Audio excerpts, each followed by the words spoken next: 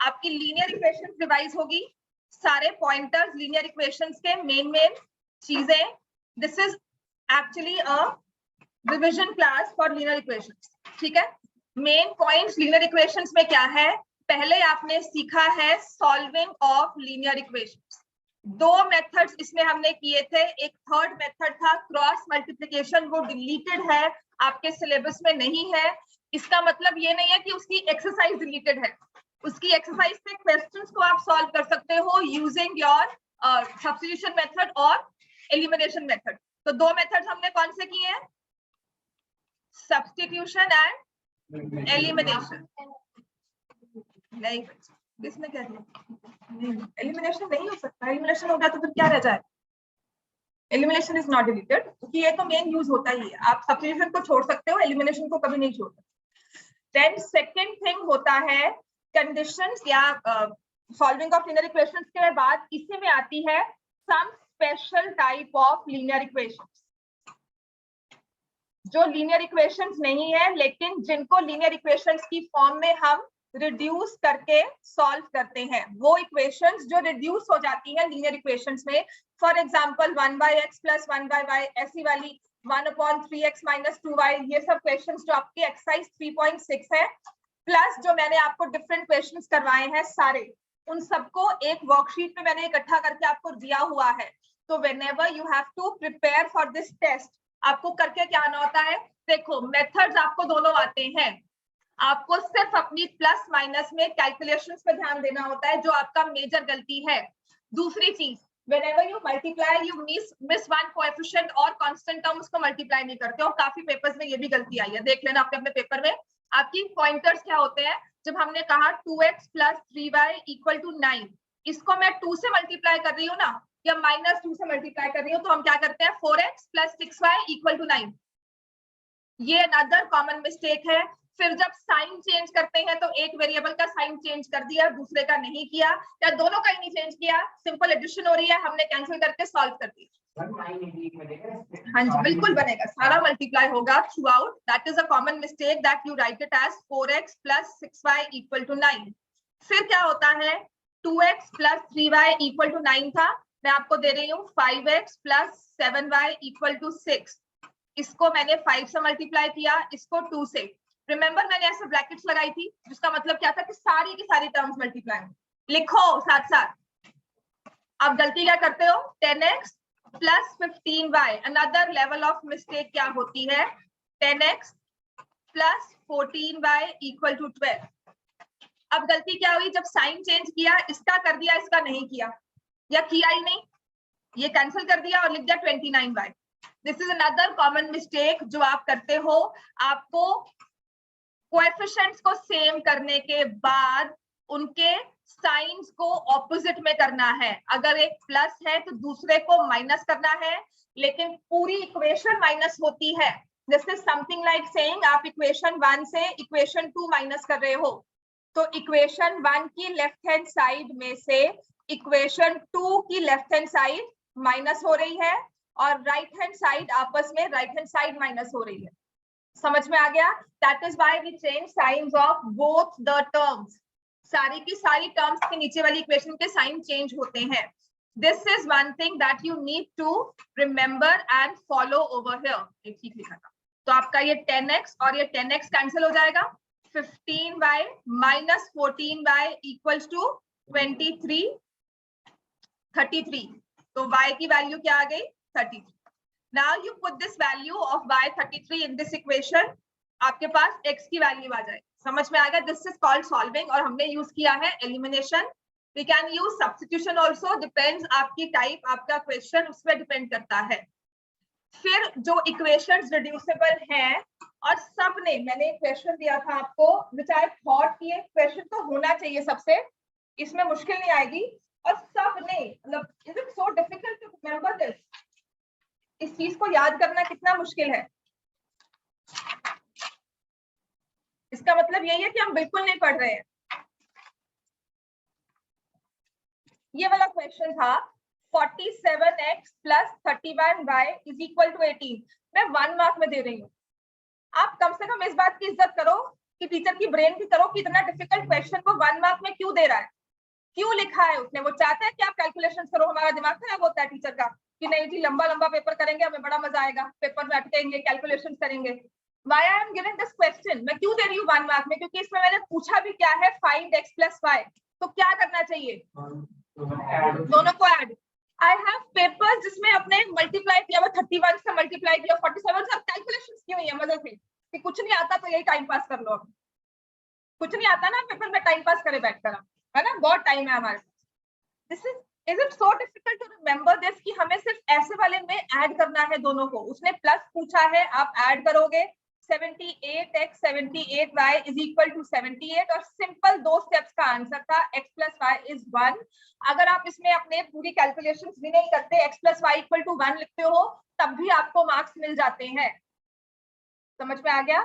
मुझे यहाँ पर आपके मार्क्स कट करने इसलिए नहीं थे कि आपने स्टेप्स नहीं किए। ऑफ कोर्स आपको ये लिखना होगा ऐड 1 और 2, पेपर में आपके मार्क्स मिलेंगे, बट मेरे लिए जरूरी था कि आपको याद है, आपको आता है। आप इसमें गलती कर रहे हो। देन अनदर थिंग, इसको आगे क्यों सॉल्व कर रहे हो? उसने x + y पूछा है, why you need to find minus also, why you need to do the other thing. मतलब इतने वेले थे कि कुछ नहीं आ रहा था पेपर में, ये भी कर लो। ये मतलब हुआ ना कि हमें नहीं आता तो हम आगे x - y भी निकाल कर x और y भी निकाल ले कि चलो कुछ तो कर रहे हैं, चाहे मैम को तरस आ जाए, हमें 2 मार्क्स दे दे इसमें, है ना।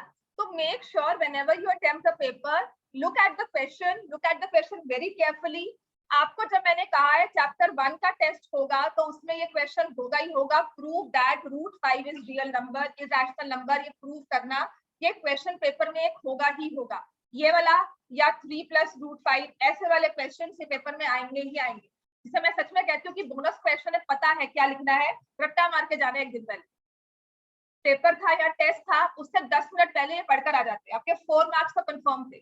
कुछ बच्चे जिन्होंने प्रॉपर अच्छे से लिखा है, तो इन्होंने लिखा ही नहीं, समझ नहीं आ रहा क्यों पढ़कर नहीं आए हुए। जब भी आपका चैप्टर 1 का टेस्ट है, एक चीज ये मान लेना, ये क्वेश्चन आपका आएगा ही आएगा। समझ में आ गया? यहाँ पर करो, पेपर स्कूल में करो, स्कूल में दिया था ना टेस्ट अपने चैप्टर 1 का टेस्ट में √5 इरेशनल, √3 इरेशनल आया है ना कि नहीं आया? सबके पेपर्स में आया होगा, किसी के पेपर में मिस नहीं है। क्योंकि अगर हमने फर्स्ट चैप्टर को एज अ रखा है और इस चीज को हमने सिलेबस पे रखा है तो ये आएगा ही आएगा, अनटिल अनलेस ये हमारा एमसीक्यू है कि नहीं आ सकता। जैसे टर्म 1 में हुआ था, एमसीक्यू था, तो ये क्वेश्चन हमें पता था नहीं आएगा क्योंकि ये पूरा सब्जेक्टिव है।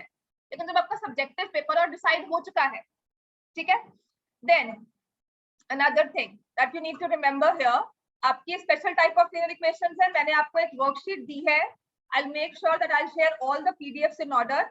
मैं अगर आपके पास कुछ मिसिंग है तो आपके पास आ जाएगी वो वर्कशीट, मैंने प्रिंट करके सबको दी है वैसे, ठीक है। Make sure you have those worksheets in order, उनमें से रिवाइज करो, क्योंकि मैंने उसमें से सारे क्वेश्चंस जो आपके इधर उधर से इकट्ठे हो सकते हैं वो किए थे। अब आप कहो कि मैं पूरी बुक आदि शर्मा ही आपको एज वर्कशीट बनाकर दे दूं, तो वो नहीं होगा। आप अपने से कुछ भी एक्स्ट्रा बुक ले सकते हो। मैंने टाइप्स कवर किए हैं हर एक क्वेश्चन, ठीक हो गया। इसमें भी स्टेटमेंट प्रॉब्लम्स रहती थी। हुआ क्या था, जिस चैप्टर बिकेम टू ओवरवेलमिंग, खत्म होने को नहीं आ रहा था, तो मैंने वो स्टेटमेंट प्रॉब्लम्स छोड़ दी थी फिलहाल के लिए, पर आपको प्रैक्टिस के लिए करवानी है। समझ में आ गया? Then third most important thing जो इस पेपर में आएगा वो है आपका types of solutions. This is very important. ये आपका 1 मार्क में, 2 मार्क में, 3 मार्क में आएगा। 3 मार्क में आएगा तो वो लीनियर इक्वेशंस फर्दर बन रही होगी पी और क्यू में, ठीक हो गया। जैसे मैंने अभी क्वेश्चन दिया था, 3 मार्क्स में अगर आएगा तो वो आएगा। टाइप ऑफ सॉल्यूशन क्या होते हैं? First is unique solution. Unique solution में क्या होता है? a1/a2 is not equal to b1/b2, it's not equal to c1/c2। और मोस्ट इंपॉर्टेंट इसमें ये दोनों चीजें होती हैं, कौन सी? a1 a2 b1 b2, ठीक हो गया। अगर आपकी ये दो रेशियो सेम नहीं है, फॉर एग्जाम्पल लिख लो 2x + 3y = 5, 4x + 9y = 10, 2/4 3/9 आपस में इक्वल नहीं है, लेकिन ये 2/4 और 5/10 आपस में इक्वल है ना। इसमें क्या है? a1/a2 is not equal to b1/b2, but a1/a2 is equal to c1/c2। अरे कुछ भी कर लो, आपका मोस्ट इंपॉर्टेंट कंडीशन ये है, अगर ये नहीं फुलफिल हो रहा तब आप कहोगे यूनिक सॉल्यूशन नहीं है। यहाँ पर it will be a unique solution. मैंने आपको बताया भी था क्यों, क्योंकि आप कोशिश भी कर लो, आप सेम मल्टीप्लिकेशन में इन दोनों को कैंसिल नहीं कर सकते। आपका कांस्टेंट टर्म कैंसिल हो जाए, 0.00 आ जाएगा। Origin is a point, origin बनकर आ गया, अच्छी बात है। तो जीरो नहीं होता, पॉइंट एक्स एक्सिस पे नहीं होता, वाई एक्सिस पे नहीं होता, एक्स और वाई जीरो हो सकते हैं। समझ में आ गया? यहाँ पर वाई आई से यूनिक सॉल्यूशन आपका a1 by a2, this is the most important condition that they should not be equal. Individual ratio c1 c2 को इक्वल हो कोई बात नहीं, तब भी यूनिक सॉल्यूशन एग्जिस्ट करता है। समझ में आ गया? इसमें यूनिक सॉल्यूशन एग्जिस्ट करता है अगर आपका a1 by a2 is equal to b1 by b2 not equal to c1 by c2 होगा तो ये यूनिक सॉल्यूशन नहीं है। क्लियर हो गया? आपकी मेन दो रेशियोज है a1 a2 वो इक्वल नहीं होनी चाहिए b1 b2 के साथ, तब हम कहेंगे यूनिक सॉल्यूशन है। समझ में आ रहा है इतना हमें? और ये वाला चीज क्या है? This is not equal to करे तो क्या होता है? ये नो सॉल्यूशन पैरेलल लाइंस। तो ये सारी चीजें आप लिख लो, क्योंकि इसमें से कोई भी टर्म हमें आ सकती है। फर्स्ट वाला केस है यूनिक सॉल्यूशन, लाइंस कौन सी होती हैं? Intersecting lines. अच्छा, हमें ग्राफ पे लाइंस को ड्रॉ करना ही नहीं आता, मतलब नॉर्मल से 3 पॉइंट्स लेकर हम ग्राफ नहीं ड्रॉ कर पाएंगे। यूनिक सॉल्यूशन है, इंटरसेक्टिंग लाइंस है, this given system is consistent and independent. समझ में आ गया? ये 4 पॉइंट्स है जो इसमें हमें रखने हैं। This is no solution, parallel lines and system is inconsistent. Inconsistency में डिपेंडेंसी या इंडिपेंडेंसी मैटर ही नहीं करती, क्योंकि वो है ही नहीं, उसका सॉल्यूशन एग्जिस्ट नहीं करता। अब थर्ड केस क्या है? This was my second case, है ना, ये हमारा। और थर्ड केस क्या होता है इसमें? कोइंसिडेंट लाइंस में हम क्या लिखते हैं? a1 by a2 तीनों ही रेशियोज इक्वल होगी, b1 by b2 c1 by c2। इसको हम बोलते हैं infinitely many solutions. Coincident lines, coincident अगर नहीं समझ में आता इसका मीनिंग क्या हुआ? Overlapping lines. कोइंसिडेंस वर्ड क्या होता है? बाय कोइंसिडेंस ये हो गया, करना नहीं था पर वो हो गया, है ना, जो हम चाहते थे वैसा हो गया। It's a coincidence, that means the lines they overlap, it's one over the other. समझ में आ गया? तो यहां पर हम लिखते हैं this given system is consistent and dependent. लिख लो इसको अच्छे से, मैं लिख देती हूँ। a1 by a2 not equal to b1 by b2 not equal to c1 by c2, intersecting lines, unique solution, consistent and independent। ठीक है? फिर a1 by a2 तीनों रेशियोज इक्वल हो तो इसको हम बोलते हैं कोइंसिडेंट लाइंस, या जिसे हम बोल देंगे ओवरलैपिंग लाइंस, राइट। फिर टाइप ऑफ सॉल्यूशन क्या होगा? इनफाइनाइटली मेनी सॉल्यूशंस, कंसिस्टेंट भी है लेकिन डिपेंडेंट है। और थर्ड केस है कि आपकी ये दो रेशियो इक्वल है, a1 by a2 is equal to b1 by b2 but it's not equal to c1 by c2, तो graphically it shows parallel lines। और पैरेलल लाइंस का नो सॉल्यूशन होता है। किसी ने लिखा है पैरेलल लाइंस, किसके पेपर में आया है? सच में पैरेलल लाइंस है इसलिए वन सॉल्यूशन, मतलब वो लिखा था ना lines intersect, if the lines are parallel they intersect at b, x equal to a y equal to b था ना, तो किसने लिखा है if the lines are intersecting they will intersect at ab, parallel में they will intersect at ba, और coincident में it will be a plus b a 0। क्या सोचकर लिखते हो, क्या तुम सोचते हो? और इसको हम बोलते हैं नो सॉल्यूशन और इनकंसिस्टेंट।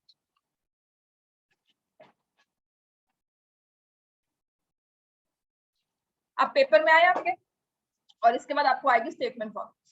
ठीक है, स्टेटमेंट प्रॉब्लम्स में मुश्किल से मुश्किल जो हमें आ सकते हैं वो है डिस्टेंस वाले क्वेश्चंस। इसमें स्पीड डिस्टेंस इन्वॉल्व होता है, टाइम स्पीड डिस्टेंस इन्वॉल्व होता है, वो क्वेश्चन आएगा। फिर मुझे लगता है टाइम एंड वर्क में मुश्किल आती है, लेकिन आप ऐसे बच्चे भी हो जो मैंने क्वेश्चन दिया था उसमें भी हमने गलती की। मार्क्स वाला क्वेश्चन था, 1 mark for correct answer, half mark deducted for wrong answer, वो था, है ना। तो या फिर आई थिंक डिजिट्स वाला क्वेश्चन जो होता है उसमें मुश्किल आती है। बाकी तो विद प्रैक्टिस सब सही हो जाता है, ये प्रैक्टिस के साथ भी सही नहीं होता। मेरा मतलब है कहने का, अपस्ट्रीम डाउनस्ट्रीम होगा, वो भी आई थिंक विद प्रैक्टिस 5-6 बार करने से समझ में आना शुरू हो जाता है। आपको समझ में आएगा कि ये 1/x है और a माइनस बी है, speed of boat minus speed of stream है, वो समझ में आ जाता है। लेकिन ये वाले जो टाइम एंड वर्क होता है ना, इसमें रट्टा ही मारना है, इसमें 1/x लेना है। 4-5 क्वेश्चंस होंगे इसके, सच में गिनकर 4 क्वेश्चंस हैं डिफरेंट, जिनको आपको याद करना है। मैंने आपको वो सारे क्लास में करवाए हैं, आप उनके नोट्स बनाओ। जब भी आपका टेस्ट होता है, क्लास में हो, यहाँ पर हो, एक दिन पहले बस उसको पढ़कर आओ। डिजिट्स वाले क्वेश्चन को समझो, ऐसे क्वेश्चंस को इकट्ठा कर लो एक जगह पर, आपकी बुक में दिए हुए हैं, उनमें देखो डिजिट्स आर रिवर्स्ड, और रिवर्स में क्या होगा, इनका टेक्निक क्या है वो समझो। क्वेश्चन को सॉल्व करने से ज्यादा अच्छा होता है उसकी टेक्निक समझो, कि अगर डिजिट्स का क्वेश्चन है तो ऐसा होता है, तो उसे ऐसे टैकल करना है। समझ में आ गया। पेपर भी जब आएगा ना, पेपर में आप कहते हो कंफ्यूज हो गए, यहाँ पर घर जाकर क्वेश्चन सॉल्व होते हैं, तो यहाँ पर हम बहुत कुछ पढ़कर आए हैं, अप्लाई करना नहीं आता। तो जब आप पेपर में कहीं भी बैठकर कंफ्यूज हो रहे हो, वो क्वेश्चन बाय क्वेश्चन की चैप्टर कौन सा है, चैप्टर में पढ़ा क्या हुआ है, पढ़कर नहीं आए वो अलग बात है, पर कुछ तो याद होगा। अपनी नॉलेज उस तरह से तो लगाओ कि आपके मार्क्स आए। आप तो बस मस्ती में दे रहे हो कि चलो टाइम पास हो रहा है, बैठकर टेस्ट दे दिया, चलो ठीक है, बैठकर भर दिया, पढ़ाई नहीं होगी, चलो लिख कर दे जाओ। सबसे पहला क्वेश्चन था हमारा ग्राफ का, ठीक है। तो फर्स्ट क्वेश्चन, पहले 1 मार्क क्वेश्चन करवाऊं, चलो 1 मार्क वाले क्वेश्चंस करते हैं हम। Starting from, and this I thought कि 1 मार्क क्वेश्चंस तो आपके बहुत आराम से होने चाहिए। 1 मार्क क्वेश्चन में क्वेश्चन नंबर 7, ये बेसिकली है तो यूक्लिड्स का, ठीक है, मतलब उसमें आया था, पर ये ऐसा नहीं है कि आप नहीं कर सकते। इसने लिखा है HCF दिया हुआ है 2 नंबर्स, सबके पास पेपर है, मुझे रो में करके बताना कितने मार्क्स आए। क्वेश्चन पेपर सबके पास है, ओपन करो क्वेश्चन नंबर 7, कोई एक बच्चा रीड करेगा, तनवा रीड करो, चलो। क्यों नहीं है, आंसर शीट का पेपर देखो, कहीं तो होगा तुम्हारे पास, देख लो, हमारा पेपर ही लेकर है, चलो करो फिर, रीड करो क्वेश्चन नंबर 7, एकदम आंसर। हाँ? If the HCF of 65 and 17 is expressible in the 65 है, 117. हाँ 65 है 117, ठीक है। हाँ, In the form 65 and minus 1, find the value of. उसने कहा है HCF of 65 and 117। हाँ जी, HCF क्या होता है, निकाल सकते हो? 65 and 117 का HCF हम निकाल सकते हैं, yes or no? कितना आएगा? 13 is expressible in the form। अब ये इंग्लिश की क्लास में लूंगी, बताओ एक्सप्रेसिबल का मतलब क्या है। HCF क्या है इसका, 13 is expressible in the form of 65m minus 117। हम सब इंग्लिश मीडियम स्कूल में से हैं, है ना, इंग्लिश पढ़कर आए अब तक, है ना, तो हमें नहीं आता इसको, मैं इंग्लिश पढ़ाऊंगी बैठकर। इस एक्सप्रेसिबल का मतलब क्या है, हाँ किसको एक्सप्रेस करना, HCF 13 को इस फॉर्म में एक्सप्रेस किया है, तो हम क्या करेंगे, इसमें क्या साइन लगाएंगे, क्या करना था, ये आपकी 8 की सिंपल इक्वेशन बनी है 1 वेरिएबल की, जो हमसे सॉल्व नहीं हुई। m की वैल्यू क्या आएगी,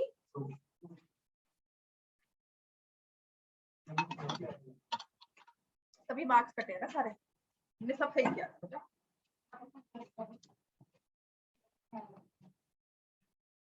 ये क्या बना है, m की वैल्यू निकालो, सॉल्व फॉर m, बस कुछ नहीं था।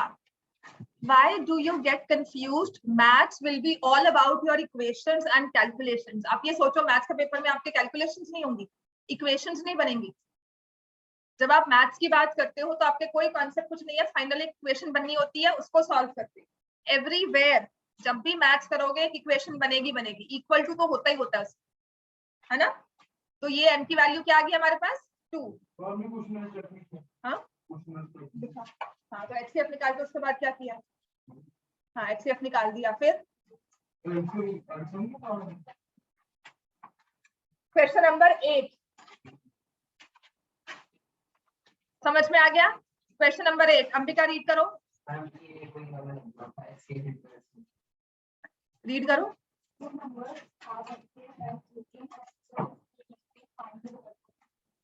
ये क्वेश्चन गलत होता ना तो सच में कोई मुझे नहीं था, बिकॉज ये सबका ही गलत होता है। मेजॉरिटी में से एक दो बच्चे होते हैं जो सही करके आते हैं, क्योंकि उनका एंड में दिमाग चलता है ना, लास्ट तक वो पढ़कर थोड़ा बहुत आए होते हैं। इसमें मैंने आपको क्या कहा था कि आपको रूल याद है, प्रोडक्ट ऑफ टू नंबर्स, पर पता क्या है, ये है 1 मार्क का क्वेश्चन, बस ये फील गुड फैक्टर देता है और कुछ नहीं। पूरा पेपर अच्छे से गुजरता है। ये क्वेश्चन अगर पहले कर दिया हो ना तो पेपर में हम खुशी से करते हैं कि हाँ जी पेपर बहुत अच्छा हो गया। ये कॉन्सेप्ट है HCF into LCM is equal to product, हाँ जी, लेकिन गलत है ना। क्या लिखा है, मुझे पूरा तो करने दो, मुझे पूरा तो करने दो, है ना। ये आपने चीज यूज की है, हाँ बड़े स्मार्टली हमने कहा, मुझे कह रहे हो मैंने सही किया, मैं गलत कर रही हूँ, मेरा दिमाग खराब है ना, यहाँ पे मैं चिल्लाई थी आकर अगले दिन, है ना। तो प्रोडक्ट ऑफ टू नंबर्स, ये रूल बिल्कुल आपने याद किया ना, अच्छा किया, तो अच्छा लिखो। मैंने पेपर में इसलिए दिया है कि कहीं आपको एक क्वेश्चन दिखता है ना तब याद करोगे पेपर में गलत हुआ था। क्यों गलत हुआ था, बिकॉज मैंने साथ में लिखवाया था वर्ड ऑफ कॉशन, लिखो यहाँ पर डेंजर साइन बनाकर ना वो बनाओ स्केलेटन का फेस और लिखो कि ये गलत क्यों हुआ है। That HCF will always be a factor, will always be a factor of LCM। HCF हमेशा LCM को डिवाइड करेगा ही करेगा, नहीं करता तो वो केस ही एग्जिस्ट नहीं करता। मतलब रैंडमली आपने किसी में भी आपने कुछ बोल दिया तो आप मानते हो कि हाँ जी हमने कह दिया ठीक है ऐसा कुछ होता होगा, नहीं हो रहा। HCF needs to be a factor of LCM, तो हम इसमें लिखेंगे not possible, such two numbers do not exist, the given two numbers do not exist, या डिंपल सिंपल सा एक केस लिख दो, not possible, that is also fine. Simply would have written not possible, numbers do not exist, agreed.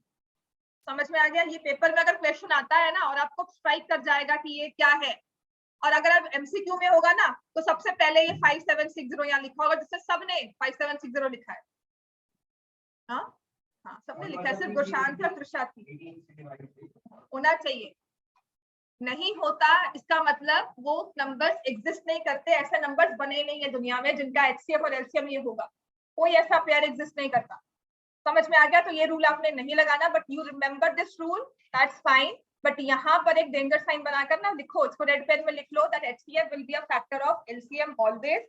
अगर नहीं है तो such numbers do not exist. Question number 9 ये पेपर में बिल्कुल एक्सपेक्ट कर सकते हो क्योंकि ये कंफ्यूजिंग होता है। Two prime numbers A and B, चलो देखो, two prime numbers A and B। हाँ जी आरुष क्यों ऐसी आ रही है हमें, हाँ क्वेश्चन नहीं लिखा हुआ है, कोई जोक लिखा तुम्हारे उसमें स्पेशली मैंने, हाँ तो फिर क्यों, एक तो आपने पेपर नहीं दिया, फिर दोबारा सॉल्व करके भी नहीं दिया, दोबारा सॉल्व, हाँ दिया नहीं मुझे, मैम ये चेक कर दो। इसमें लिखा है for two prime numbers A and B find their HCF and LCM। इसमें अगर कभी भी ऐसे क्वेश्चंस में कंफ्यूजन आती है तो हमें करना क्या चाहिए, इसमें नंबर्स ले लो, उनकी वैल्यू ले लो। प्राइम नंबर्स कहे हैं, इतने सारे प्राइम नंबर्स है, दो उठा लो, उनमें से कौन से नंबर्स लोगे, सबसे इजी है 3 and 5, 2 and 3, हाँ जी 2 and 4, 2 and 4, A and B तो है, नंबर्स ले लो अगर नहीं समझ में आता तो। 2 and 4 है ना प्राइम नंबर्स, लिखा दिया 2 प्राइम नंबर्स 2 and 4। तो HCF is equal to 1, LCM will be equal to AB। ये समझ में आया। ये तो अब बिल्कुल कॉन्सेप्चुअली बात है कि अगर मैंने नंबर्स लिए हैं 3 and 5, 97 and 89,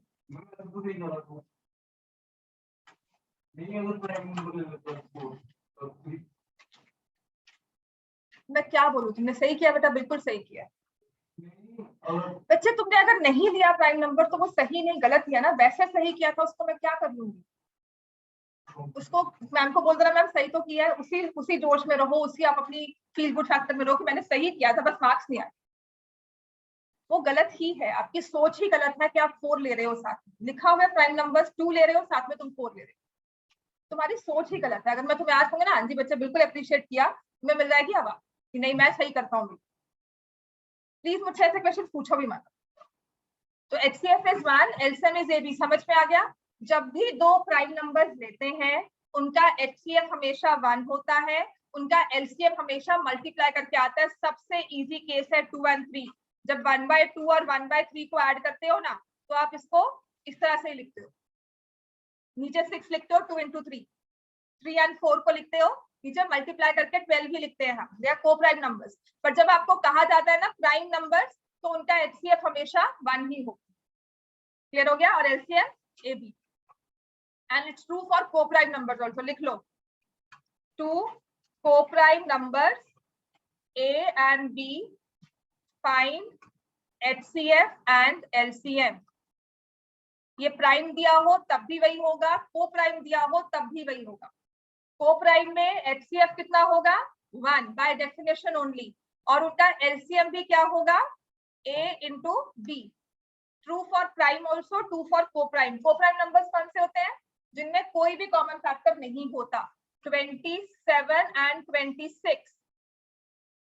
इनका एलसीएम निकालोगे तो इन दोनों को मल्टीप्लाई ही करना पड़ेगा आपको, समझ में आ गया। 3 and 4, 5 and 9 आपस में को प्राइम है लेकिन नंबर्स प्राइम नहीं है। इतना क्लियर है हमें। Question number 10। अच्छा, इसमें HCF किसने निकाला था? किसी एक ने HCF भी निकाला था इस क्वेश्चन में। In a school duration of period in junior school is 40 minutes. Periods का टाइम दिया हुआ है, ड्यूरेशन ऑफ द क्लास दी हुई है, एक है 40 मिनट्स और सीनियर सेक्शन के लिए है 1 आवर, जिसे आप लिखोगे 60 minutes. If the first bell for each section rings at 9 AM, when will the two bells ring together? A clear case of HCF या LCM। क्या निकालेंगे इसमें? LCM। LCM क्या आएगा? 40 और 60 का LCM जब आप निकालते हो तो क्या आता है 120। तुमने क्या लिखा है? नहीं लिखा। किसने 200 लिखा था? देखो किसका है 200। किसने HCF भी निकाला था? मैंने HCF निकाला था। हाँ बताती हूँ क्यों। हाफ मार्क काटा है वो बताती हूँ क्यों काटा है। किसने निकाला 200 बताओ? कैलकुलेशंस में किसने 200 लिखा था? किसी एक बंदे ने लिखा था। कौन है? कोई एक बच्चा है जिसने 200 किया होगा। इसने तो किया ही नहीं हुआ, पेपर किया ही नहीं हुआ थे। यहाँ बैठकर टाइम पास करके गया था कि चलो पेपर आ गया, आज छुट्टी है, पढ़ाई नहीं हो रही, कुछ ना कुछ लिख जाओ, कौन सा मार्क्स शेयर होंगे। क्यों पूछना? क्या नहीं, तुम्हारी बात नहीं थी, तुम बैठो। 120 मिनट्स था, तो जिसने भी 200 लिखा था, चेक योर कैलकुलेशंस। 200 कैसे होगा? वो मल्टीप्लाई बाय 3 हो रहा है। मैं क्यों पॉइंट कर रही हूँ, मुझे आपको एम्बैरस करना नहीं है, आपकी सोच पर मैं देखती हूँ कि आपने 200 मल्टीप्लाई करके लिख भी कैसे लिया। आपके दिमाग में क्यों नहीं आता कि जब 200 लिख रही हूँ वो तो 3 से डिवाइड ही नहीं होता, तो how can the product come as 200? गलती मैं ये नहीं कहती गलती हुई है, गलती हुई है, पर उसको काउंटर आपका ब्रेन आपको क्यों अलर्ट नहीं करता। मैं भी गलती करती हूँ ना, यहाँ पे क्वेश्चन का आंसर जो मुझे चाहिए होता है वो नहीं आता, फिर मैं क्या करती हूँ, I look at my calculation से कि नहीं क्यों नहीं हो रहा, कहाँ नहीं आ रहा, कहाँ गलती हुई है, सर्च फॉर माय गलती। करती हूँ कि नहीं करती हूँ? मुझे मेरा दिमाग अलर्ट मोड में डाल देता है कि कहीं तुमने कैलकुलेशंस में गलती की है, कहीं प्लस माइनस में गलती की है, कहीं कॉपिंग में गलती की है। तो I look for my mistake, I check for my mistake. तो आपका ब्रेन आपको वही अलर्ट सिग्नल दे सके कि ये 200 कैसे लिख दिया तुमने, 200 नहीं आ सकता, this should be a multiple of 3। 200 is not a multiple of 3। अब उसने ये नहीं लिखा after how much time the bells will ring together, उसने लिखा है when will the bells ring together. मतलब कोई तुमसे कल तुम किसी से पूछो मैम छुट्टी कब होगी, मैं कह रही हूँ 1 घंटे बाद, नहीं मैम टाइम क्या होगा, आप पूछ रहे मैम टाइम किस टाइम पर छुट्टी होगी, है ना। तो आपको पूछा क्या गया है, आप लिख रहे हो 120 मिनट्स के बाद, मैं पूछ रही हूँ बेल्स कब रिंग करेंगी, तो आपका आंसर क्या होगा 11 o'clock। 9 o'clock पे बेल रिंग की है, नेक्स्ट बेल रिंग करेगी 11 o'clock पर। This 11 AM was the right answer. अगर आपने इसको सॉल्व करके लिखा है तो पूरे 1 मार्क मिले हैं। वैसे क्वेश्चन 2 मार्क्स में आएगा, अगर आता है तो क्वेश्चन 2 मार्क में आएगा, और अगर आपने 11 लिखा है तो आपको 2 मिलेगा, वरना आपका 1 मार्क ही रह जाता है। समझ में आ गया। तो इन चीजों पे ध्यान रखना है, व्हेन पूछा गया है या आफ्टर हाउ मच टाइम। आप समझ में आ गया रहा, ठीक है, आफ्टर हाउ मच टाइम या आफ्टर हाउ मेनी मिनट्स।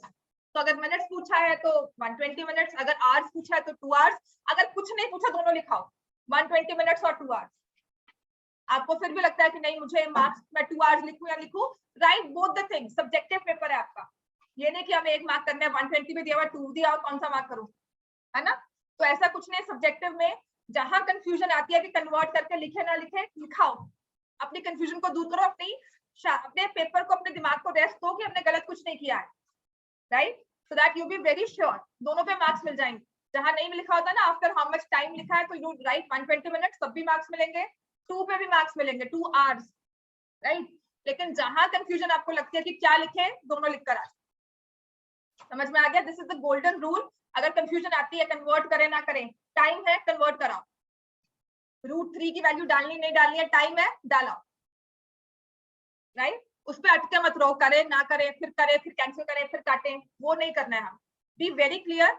यहाँ पर 120 पर भी मार्क्स मिलते हैं, 2 आवर्स में भी मिलते हैं। अगर आपका लिखा होता after how much time, after how many minutes तो 120 minutes, after how many hours 2 hours, at what time, when, will, तो हमें क्या लिखना है 11 AM। अब समझ में आ गया। और 11 AM साथ में लिखना है, क्योंकि 9 AM दिया हुआ है ना, 9 दिया होता तो नहीं लिखते, 9 AM दिया तो 11 AM साथ लिखना है। This is called your alertness of mind. आपका माइंड आपको सही तरह से डायरेक्ट करे, समझ में आ गया। ये सिर्फ आपका मैथ्स का पेपर नहीं होता, आपकी अलर्टनेस का पेपर होता है। कितना अलर्ट है इस पेपर में, कितना हम दिमाग को सोच सकते हैं, कितना हम सब तरह से सोचते हैं, from all angles. Then question number 11, इसको चाहे आप यस भी लिखते तब भी मैं आपको मार्क्स देती, नो पे तो ऑफ कोर्स नहीं मिलना था। इसको चाहे नंबर्स लेके सॉल्व कर लेते। इसने लिखा है an odd number p divides q square, ठीक है। Then will it divide q cube, तो p कहता है क्या q क्यूब को डिवाइड करेगा, yes or no, yes. Logically बनता है ना। आप नंबर ले लो कि एक 3 है वो 9 को डिवाइड कर रहा है, 3 जो है वो 18 को डिवाइड कर रहा है, 18 के स्क्वायर को डिवाइड कर रहा है, ठीक है ना। तो क्या 3 18 के क्यूब को डिवाइड करेगा, बिल्कुल करेगा। अब इसको चाहे नंबर्स के साथ एक्सप्लेन कर दो 1 मार्क में, या आप सिंपल यस लिख दो, जैसे गुशान ने लिखा था कि p is a factor of q, therefore q square p will be a factor of q cube, acceptable. पर लिखो तो सही कुछ, आप यस नो कंफ्यूज होकर बैठे हो। आपका first chapter will all be about these simple questions, जिसमें आपको एग्जांपल्स लेकर ही सॉल्व करना है। देन क्वेश्चन नंबर 12 ये आपका एक्चुअल बोर्ड क्वेश्चन है, पहले पिछले बोर्ड पेपर में, बिफोर कोविड ही आया हुआ है किसी पेपर में। इसको सिंप्लीफाई करना है, सिंप्लीफाई करके सब कुछ कट जाएगा, आपके पास एक 3 या 4 नंबर कुछ रह जाएगा, 4 रह जाएगा। This is a rational number, ठीक है। ये 9th का कॉन्सेप्ट है आपका, 9th में ये जब पढ़ते थे ना नंबर सिस्टम में तब का है। और अब जो बोर्ड पेपर होते हैं ना, वो कहते हैं अपनी 9th भी पढ़ी हो, 10th भी पढ़ी हो और 8th भी याद, सब कुछ याद हो, और तब जाकर वो पूरा पेपर बना कर देते हैं। योर पेपर 20 वाला पेपर जो था उसमें 9th का 3 मार्क के कॉन्सेप्ट वाले क्वेश्चन फाइनल बोर्ड पेपर में आए। मिरर इमेज 9th में करते हो, पेपर में था, फाइनल पेपर में। Polynomials, types of polynomials, quadratic है, लीनियर है, 9th में पढ़ा था, 10th में तो नहीं पढ़ाते, 10th में बुक में मेंशन भी नहीं है। डिग्री क्या है वो क्वेश्चन पेपर में था, 2 मार्क का क्वेश्चन था 2020 में, आउटसाइड दिल्ली। तो इसको कैसे करना था, 245 होता है 3√5 और 20 होता है 2√5। लिखो साथ साथ, समझ में आ रहा है कि नहीं। इसके बाद ये बन जाएगा 6√5 प्लस 6√5, 12√5 बाय 3√5, ये कैंसिल हो गया, 12/3 इज 4, इसको इस तरह से सॉल्व करना था और लिखना था यस दिस इज रैशनल।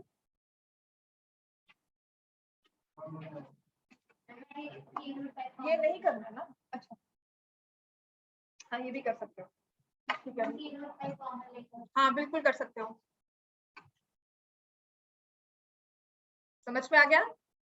जब भी ऐसा क्वेश्चन आएगा आपको फर्दर उसे एंड में सॉल्व करना है। अच्छा कहीं प्रूव करने लगे तो let this B rational therefore it's equal to p by q, नहीं करना बच्चे। 1 मार्क का क्वेश्चन है, खुद का दिमाग लगाओ। 1 मार्क में ये चीज नहीं पूछी होगी आपसे, ठीक है।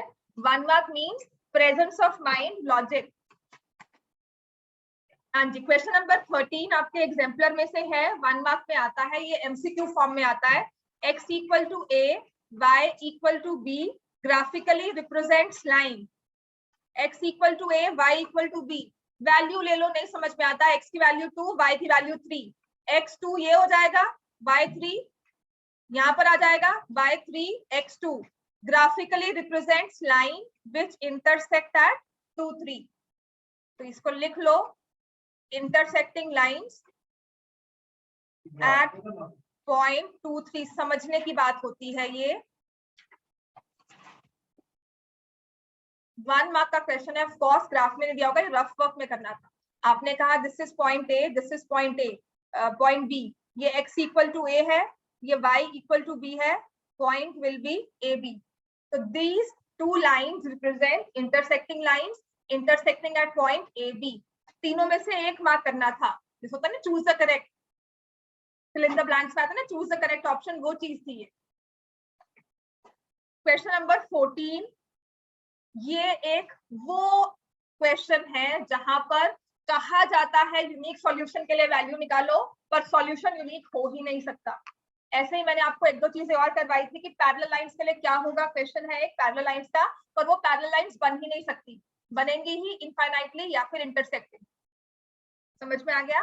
उस चीज को कर लेना। वो 2-3 क्वेश्चंस मैंने आपको वर्कशीट में क्लास में दिए हुए हैं, तो make sure you have properly nicely written those question side पर, कि ये देखो ये ध्यान रखने वाली बात है, उन्हीं क्वेश्चंस को दोबारा से प्रैक्टिस करना है। क्वेश्चन 14 लिखा हुआ है, x minus 2y equal to a and 5x minus 10y equal to c. These two have a unique solution. तो हम लिखते हैं फॉर यूनिक, चाहे 1 मार्क के लिए है ना, आपको लिखना होगा for unique solution a1 by a2 is not equal to b1 by b2 is not equal to c1 by c2. तो 1 by 5 not equal to minus 2 by minus 10 not equal to 8 by c. इसको solve करना ही नहीं है आगे, क्योंकि क्या हो गया, ये क्या ट्रू है, is 1 by 5 not equal to minus 2 by 10, true है फॉल्स है?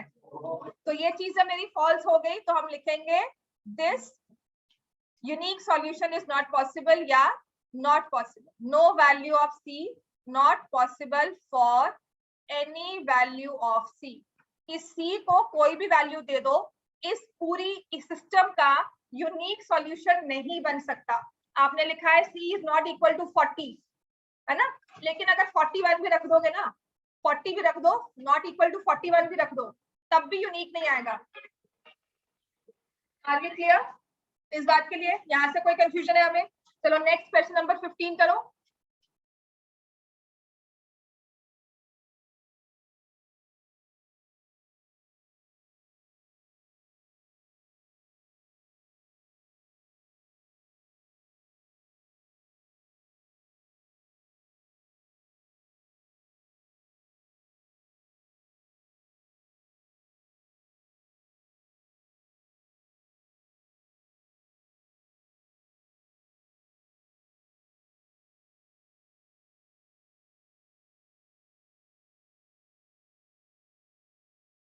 क्वेश्चन नंबर 15, अच्छा आशवी समझ में आ रहा है? आशवी? Yes ma'am. अच्छा सॉरी, अच्छा तो मेरी आवाज आ रही थी आशवी?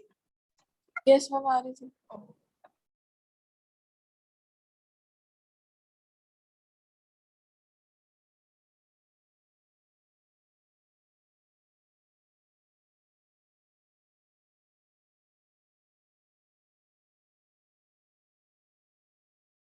हमारे पास है क्वेश्चन नंबर 15 में x minus 3y equal to 2 minus 2x plus 6y equal to 5।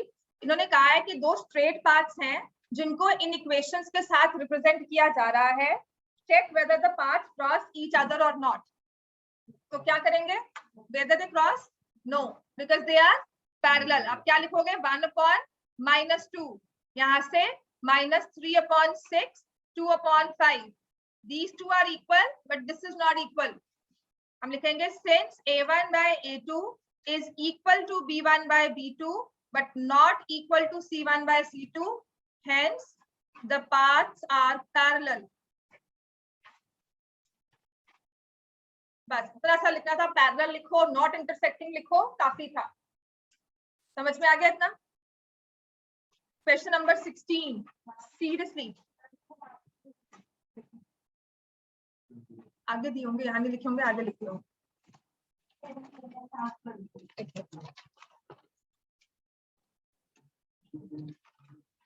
15 पे 1 मार्क दिया था। अब तुमने से 15 पे लिखा हुआ है, 16 का है।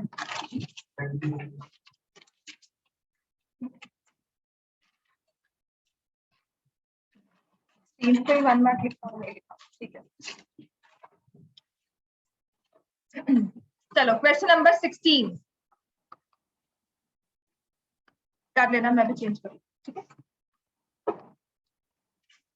31x plus 47y is equal to 60। ये तो क्या करना था? Simple add and subtract. और ऐड ही करना है, सब्ट्रैक्ट करोगे नहीं, क्योंकि पूछा ही x प्लस 5 हुआ है। तो जिसने इसको सॉल्व किया है ना एंड तक, सच में कह रही हूँ, अपने दिमाग थोड़ा सा सोचो। अब लॉजिकली कुछ तो सोचो कि 1 मार्क में इतनी लंबी कैलकुलेशन हम क्यों देंगे। जो आपकी टीचर है या कोई भी पेपर सेट कर रहा है ना, वो इतना भी पागल नहीं बैठा हुआ कि आपको कहा कि चलो पूरी बुक सॉल्व करके दिखाओ 1 घंटे में। सबसे आएगा, बिकॉज इसको आपको ऐड करना है।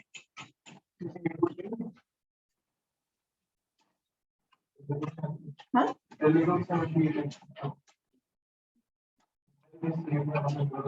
समझ में आ गया? क्वेश्चन नंबर 17 बाय डिफॉल्ट ये क्वाड्रेटिक इक्वेशंस का क्वेश्चन आ गया था। तो जिसने अगर स्टेटमेंट भी बनाकर लिख दी है ना, सॉल्व किया है, ठीक है एंड तक। जिसने इसमें सिर्फ इक्वेशंस फॉर्म की थी, मैंने उसे भी 1 मार्क दिया, ठीक हो गया? हाँ, जिसने इक्वेशन फॉर्म किया, because this question was for quadratic. Sum of two numbers is 18, sum of their reciprocals is 1/4। अगर आप इसे सॉल्व करते तो ये आपका क्वाड्रेटिक ही होता, लीनियर इक्वेशंस में आता ही नहीं। तो अगर आपने इसे सॉल्व किया है और इसको सॉल्व किया तुमने से पूरा, पर किसी ने अगर इक्वेशंस बनाकर भी छोड़ दिया तो मैंने उसे पूरा 1 मार्क दिया है। समझ में आ गया इतना? राइट। अब आते हैं इसके डिफिकल्ट वाले क्वेश्चंस। तो पहला है हमारा, पहले तो पाइप वाले क्वेश्चन से लो। जो टाइम एंड वर्क वाला क्वेश्चन है वो सारे क्वेश्चन इकट्ठे करके करते हैं अभी। Question number 6। इन क्वेश्चंस लाइक क्वेश्चन नंबर 6 जहां पे पाइप्स भी होती है, टाइम एंड वर्क दिया होता है, ठीक है ना। और क्या हो सकता है इसमें? टाइम एंड वर्क होता है, पाइप्स होता है, और कौन सा केस आता है इसमें? अपस्ट्रीम डाउनस्ट्रीम अलग है, उसमें प्लस माइनस होता है ना। This is a different thing. इसमें 1 डे वर्क लेके करना है या 1 आवर वर्क लेके करना है, 1 मिनट। हाँ हाँ, वही हो गया ना टाइम एंड वर्क। पाइप्स वाला हो गया कि पानी भर रहा है, पानी बाहर निकल रहा है। मैन वाला टाइम एंड वर्क आ गया, ठीक है। तो टाइम एंड वर्क वाले जो क्वेश्चंस होते हैं, ये वाले क्वेश्चंस हैं, इनमें एक चीज याद करके रखना कि इसमें हमेशा 1 डे, 1 मिनट और 1 आवर वर्क निकलकर ही काम होता है। डिपेंड्स आपको दिया क्या हुआ है, आपको यूनिट कौन सा दिया है। जैसे इसमें लिखा था 12 hours to fill a swimming pool using 2 pipes A and B। दोनों पाइप्स को आप ओपन करते हो, आपका स्विमिंग पूल 12 घंटे में फिल हो जाता है। तो इसमें आपने करना क्या है? Let the time taken by. इसको ना लास्ट लाइन स्टेटमेंट क्वेश्चंस में पढ़ा करो। जो लास्ट में लिखा होता है ना फाइंड, उसके हिसाब से हम अपने वेरिएबल्स को सपोज करते हैं, उस चीज को सपोज करते हैं। Find the time, how long will it take for each pipe to fill the tank या fill the pool separately. Let the time taken by pipe A, taken by pipe A is equal to x hours। फिर हम लिखेंगे pool filled in 1 hour 1 by x। समझ में आ गया? Let the time taken by pipe B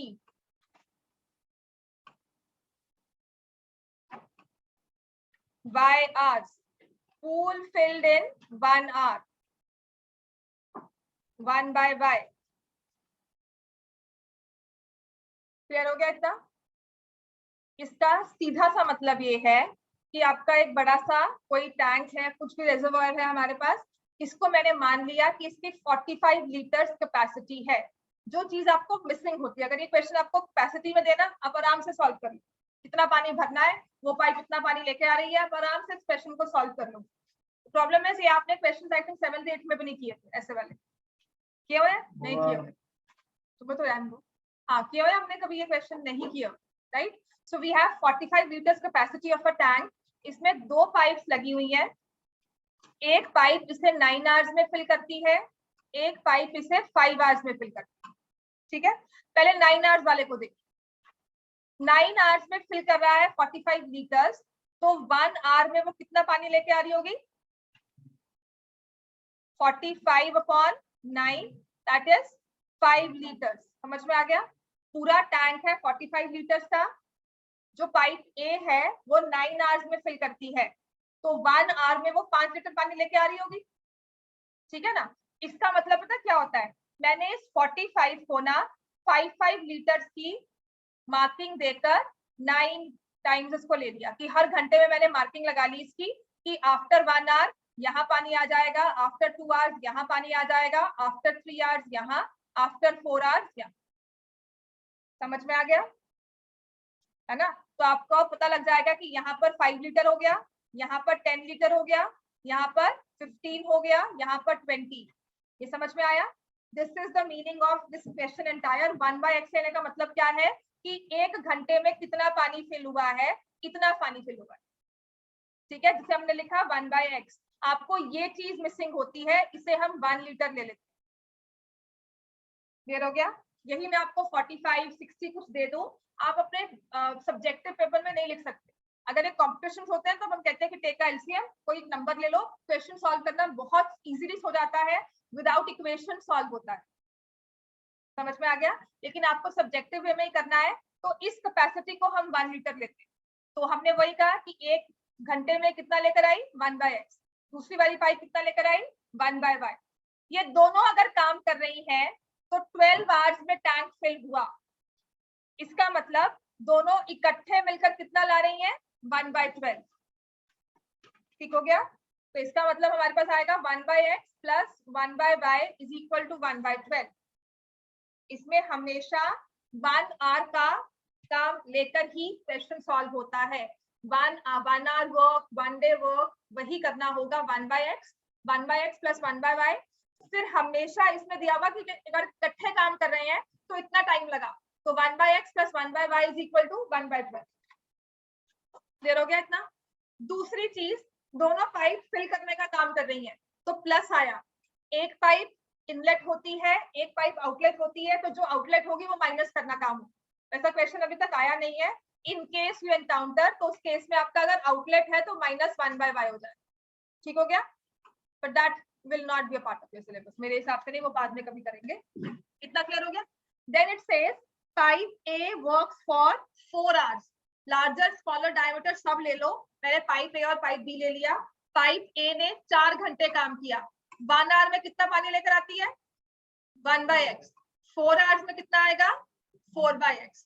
और 9 hours में कितना आएगा दूसरी पाइप का? 9 by y। And half of the pool is filled, तो यहाँ क्या लिखूंगी? 1 by 2।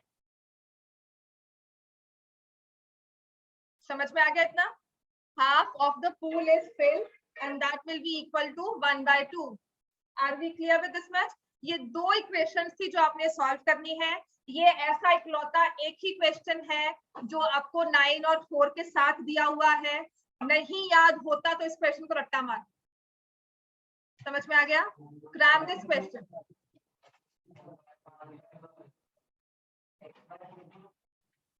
4 घंटे के लिए काम किया, 1 आवर वर्क क्या किया है 1/x, 4 आवर वर्क क्या होगा 4/x। ठीक है, यहाँ लिख लो 1 hour work is equal to 1/x। हाँ जी, आप क्या पूछ रहे थे? हाँ जी, समझ में आ गया। तो 1 hour work is 1/y and 9 hour work कितना हो जाएगा 9/, और इन दोनों से आधा पूल भर जाता है 1/2। ये दो इक्वेशन सॉल्व हो जाएंगी, x की वैल्यू 20 और आई थिंक x की वैल्यू 20, हाँ y की वैल्यू 30 आएगी। x is the larger pipe, y is the smaller. ठीक हो गया, 20 आवर्स एंड 30 आवर्स। इसको सॉल्व तो हम कर लेंगे, आप सॉल्व सबसे हो जाएगा 1/x as a। मैंने क्लास में करवाया हुआ है ये क्वेश्चन, आपको अपने पेपर जो रजिस्टर्स भरते हो ना, यहाँ बैठकर देखा करो उनको, मैंने क्लास में अच्छे से करवाया हुआ है क्वेश्चन, क्योंकि इंपॉर्टेंट क्वेश्चन है, एग्जाम्पलर में दिया हुआ है। अब आते हैं question number 5। When I get this question, मुझे लगा था ये तो आता होगा, ये तो बड़े आराम से कर लोगे। Question number 5, 1 mark is awarded for every correct answer, half mark deducted for every wrong answer। Deducted का मतलब क्या होता है? प्लस क्यों लिखा हुआ है क्वेश्चंस में? देखो किस किसने प्लस लिखा हुआ है। Half x plus half y, 90-30 था शायद, नहीं 90-30 नहीं होगा, 120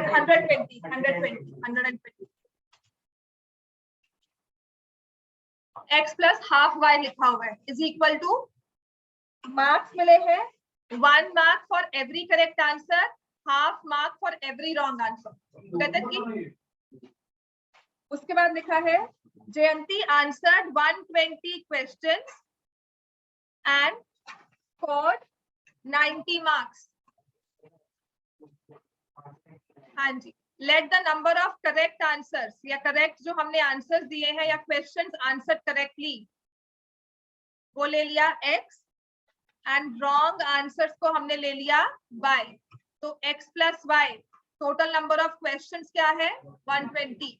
मार्क्स की इक्वेशन मार्क्स के साथ बनेगी, सही के आंसर के x इंटू 1 x मार्क्स मिलेंगे, गलत आंसर के y into 1/2 half mark cut जाएंगे, हाफ इंटू y कट जाएंगे, ये माइनस होगा, तो मार्क्स कैसे आएगा? This was to be done. अब इसको इतना मुश्किल क्या बना दिया सॉल्व करने में कि नहीं सॉल्व हुआ हमसे। 90 नहीं आएगा बच्चे, 120 आएगा। वैसे भी देखो 120 में 100 मार्क्स मिल गए, 20 के तब 10 मार्क्स कट गए। तुमने क्या किया था देखो, कोई हमने बहुत अच्छी सी, हाँ एलसीएम और एचसीएफ किया हुआ हमने, एक्स्ट्रा दिमाग लगाते हैं हम। लीनियर इक्वेशंस का क्वेश्चन है स्ट्रेट, इतना क्लियर हो गया। क्वेश्चन नंबर 4 मोस्टली सबका सही था। क्वेश्चन नंबर 4 एक अगर आएगा तो 2 मार्क्स में आएगा। You need to be very careful with your calculations. x की वैल्यू 7 आती है, y की वैल्यू 9 आती है, और जिसने ये 7 और 9 निकाला है ना, हाँ उसको तो मार्क्स मिल गए। फिर उसके बाद क्या किया, किसी ने -5/7 नहीं लिखा, -5 लिख दिया, एलसीएम उसका जो डिनोमिनेटर में उड़ गया, है ना। उसके बाद किसी ने y की वैल्यू कुछ और निकाल ली थी, एक दो क्वेश्चंस थे जिसमें y की वैल्यू गलत की हुई थी, तो मेक श्योर मैंने कैलकुलेशंस मार्क की है आपकी वहां पर, ठीक है ना। हाँ गलत था। थर्ड क्वेश्चन y7 x7 आ रहा है, y9 x7 दिखाओ।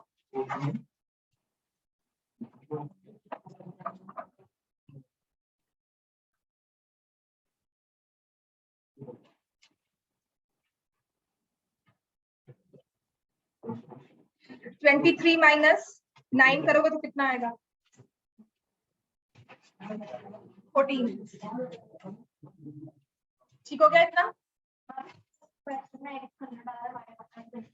जी, समझ में आ गया इतना ये। अब आ जाओ, इसके बाद ना मुझे पेपर डिस्कस करवाने के बाद आपको करवाना है सारे टाइम एंड वर्क वाले क्वेश्चंस जो डिफिकल्ट हैं आपके बुक के, ठीक है। और अभी जो ये केस है क्वेश्चन नंबर 3, ये था the following pair has infinitely many solutions. बहुत कम बच्चे हैं जिनका सही है। आई थिंक तन में तुम्हारा सही है ना। हाँ, इनफाइनाइटली मेनी सॉल्यूशंस में कई ने इक्वेशन इन्हीं फॉर्म की, कईयों ने कहा नॉट पॉसिबल, किसी ने लिखा है नॉट पॉसिबल, है ना? हाँ तुमने, हाँ तुमने पता क्या लिखा इसने, हर एक को मल्टीप्लाई क्यों, मतलब एक सिंपल सी चीज है, आपको दिया हुआ है 4x + 5y = 2, stop it terms. Then next हमें दिया हुआ है 2p + 7q * x + p + 8q * y = 2q - p + 1। आपका ये कोएफिशिएंट ऑफ x है, ये कोएफिशिएंट ऑफ x है, ये कोएफिशिएंट ऑफ y है, और ये कांस्टेंट टर्म है ना? केस अगर इतना भी लिख देते a1/a2 = b1/b2 = c1/c2, ठीक है? फिर हमें क्या करना है, 4/2 + 7q, सॉल्व करो इसको, 5/p + 8q, 2/2q - p + 1 for infinitely many solutions. बस ये लिखना है हमें। अब यहां से दो इक्वेशंस फॉर्म करनी होंगी। त्रिशा तुमने क्या किया, एक इक्वेशन फॉर्म करके उसी में वैल्यू पुट कर दी। दो इक्वेशंस मैं यहाँ पे आपको बोल रही हूँ, जितने वेरिएबल्स उतने इक्वेशंस चाहिए यूनिक वैल्यू आने के लिए। एक इक्वेशन से दोनों वेरिएबल्स की वैल्यू नहीं आ सकती। हाँ p की -2 आ रही है, तुमने कैलकुलेशन बता दी है। देखो देखो 15q = 30 लिखा हुआ है, उसको लिख दिया 1/2, ऐसा कुछ है ना? या 5 कुछ ऐसा है, दिखाओ। I have the paper, I remember the values. गलतियां सब याद थी, मुझे गुस्सा इतना आ रहा था ना। q 1/3 लिखा है, कैसे 1/3 नहीं आ रहा ना? यहाँ से तुमने लिखा इसको -1, p की -1 लगाकर, या -1 लगाया नहीं। किसने लिखा हुआ है, एक ने 1/2 भी निकाली है, किसने निकाली है 1/2?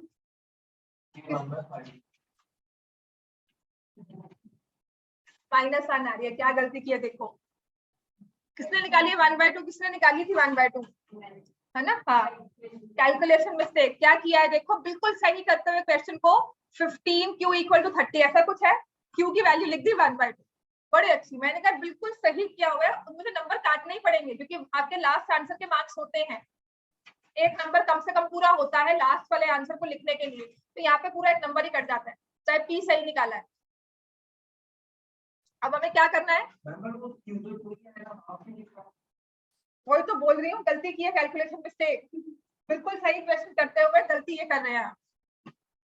And this is what you need to be very careful with your calculations। आप इतना, आपका माइंड इतना अलर्ट क्यों नहीं रहता उस टाइम पे? हम क्या इधर उधर घूम रहे होते हैं, पेपर बैठकर देख रहे हैं, हम घूम रहे हैं कि छुट्टी हो गई, हम घर आएंगे, ये सोच रहे होते हो। टाइम कम नहीं था। अगर आप पढ़कर आए होते, आप ये सोचो कि आप लीनियर इक्वेशंस का टेस्ट एक बार स्कूल में दे चुके हो, है ना? दूसरी चीज, तुम तो वैसे आधे घंटे में पेपर करके गए। हाँ तभी कह रही हूँ, तेज में भी ना। देखो कल आपका फाइनल पेपर लेंथी आ गया ना, आप किसको बोलोगे जाकर, किसको बोलोगे पेपर लेंथी था? वो एक्सक्यूज ही रह जाएगा। जो भी आप मुझे कह रहे हो ना, वो सब एक्सक्यूजेस हैं। वो आपके लिए एक्सक्यूजेस है, मेरे लिए एक्सक्यूजेस है, जिसको मर्जी बोल दो। पेपर डिफिकल्ट था, पेपर वो था, पेपर ऐसा था, क्या कर लोगे उसका?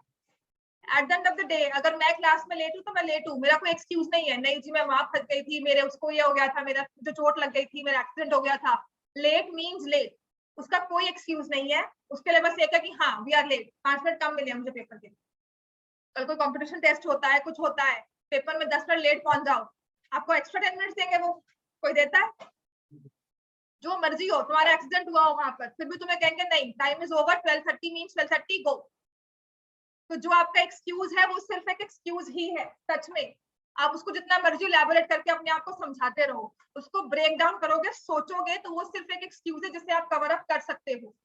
आपको सिर्फ पढ़कर आना था और आपको सिर्फ इस पे प्रैक्टिस करनी है।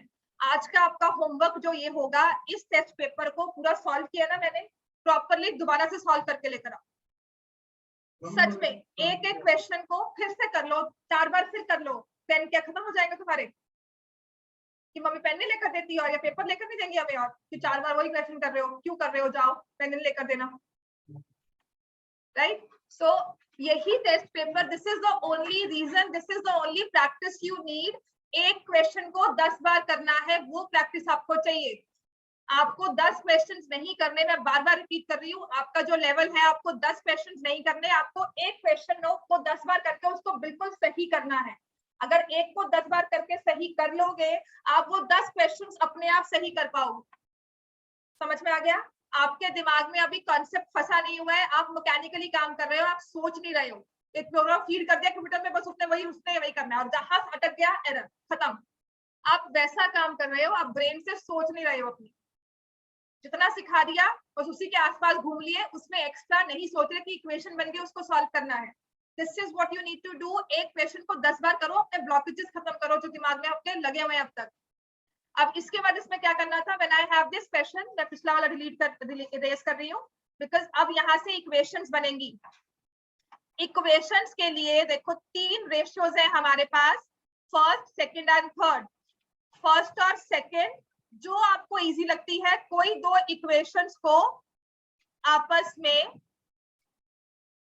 इक्वेट कर लो। जैसे मैंने लिखा 4/2p + 7q is equal to 5/p + 8q। Cross multiply करो और सॉल्व करो। चलो करो इसको, लिखो 4p + 32q is equal to 10p + 35q। अब कोशिश करते हैं, जैसे हमने p को इकट्ठा कर दिया तो यहाँ पर मैं लेकर आ गई 6p, और अगर इसको यहाँ पर लेकर आई तो ये आया -3q। मेजॉरिटी ने ये सही सॉल्व किया हुआ है। q की वैल्यू आ जाती है -2p।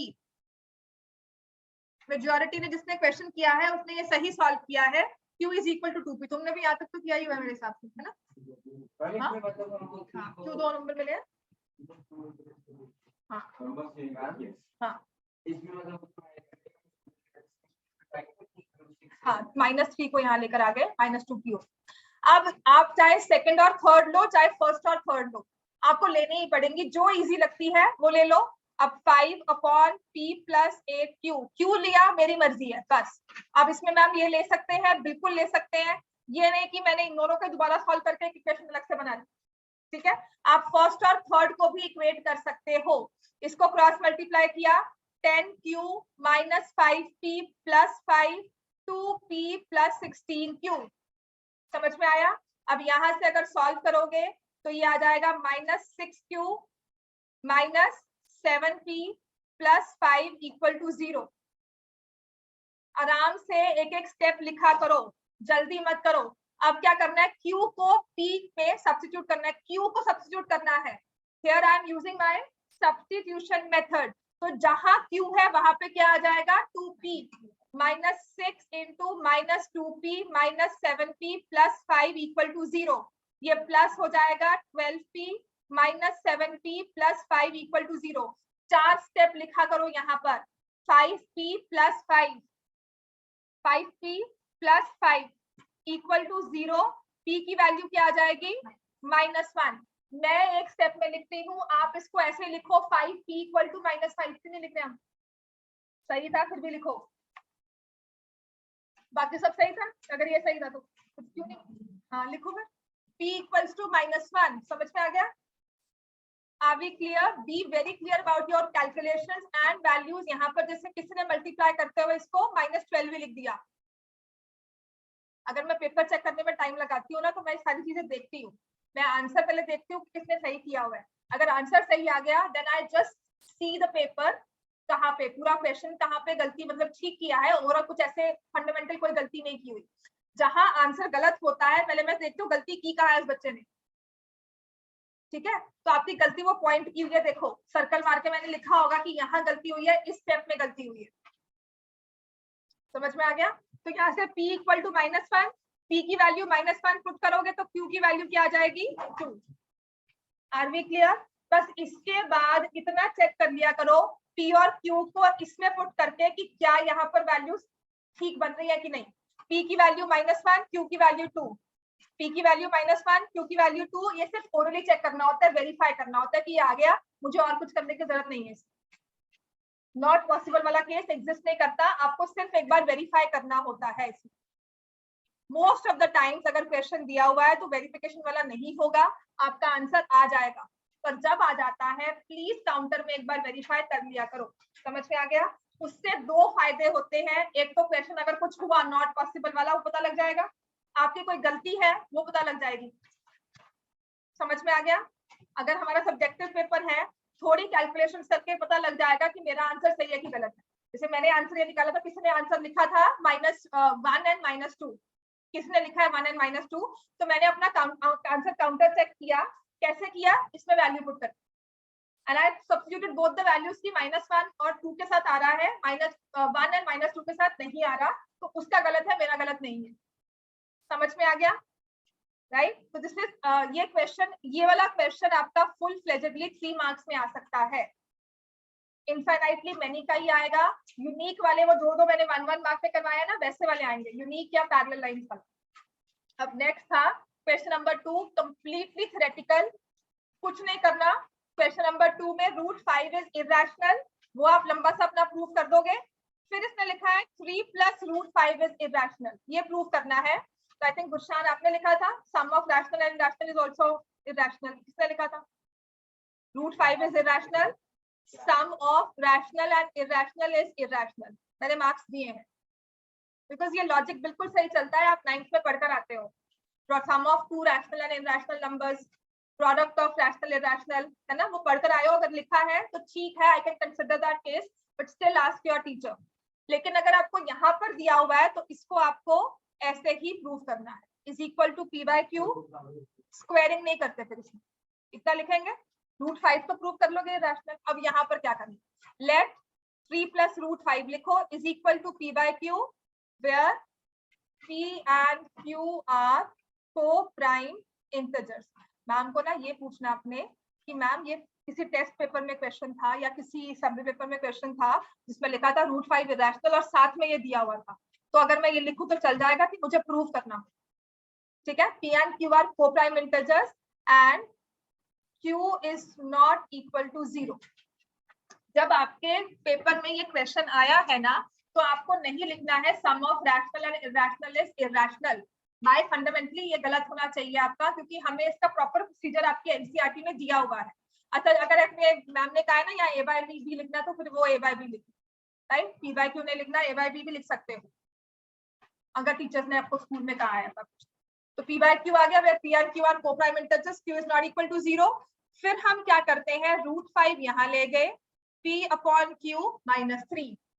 हर बार इस क्वेश्चन में ऐसा ही करना हो, यहाँ माइनस है तो ये माइनस हो जाएगा, यहाँ पर वो 3 - P/Q हो जाएगा बाय डिफॉल्ट, जिसको ऐसे ही करना है। फिर हम करेंगे √5 is P - 3Q/Q।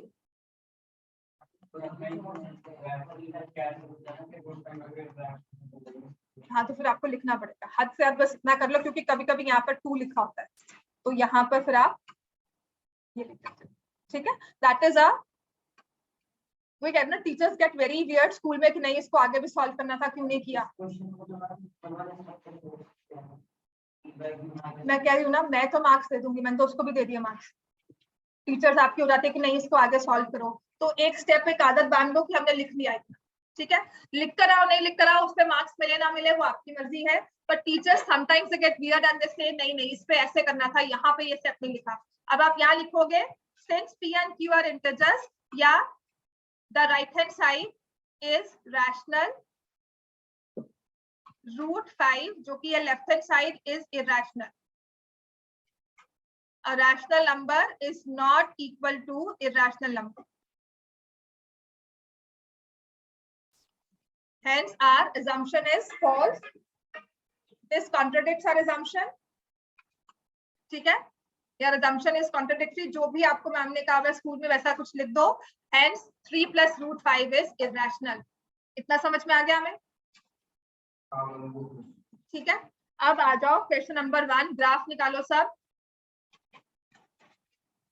Come to question number 1, graph का क्वेश्चन है 2x + y = 6, 2x minus 5 plus 2 equal to 0. Solve it on the graph.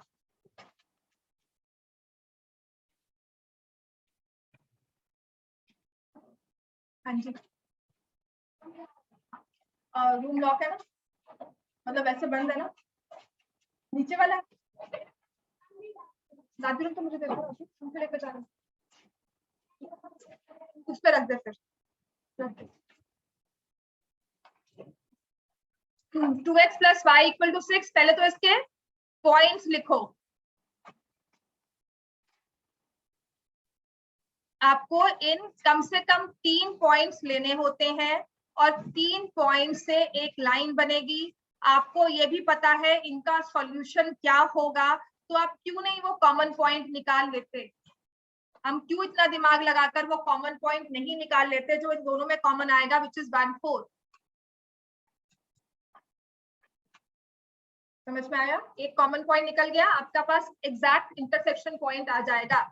फिर दूसरी चीज है, आप इसमें आप वैल्यूज पुट करो, टेक y एज 0।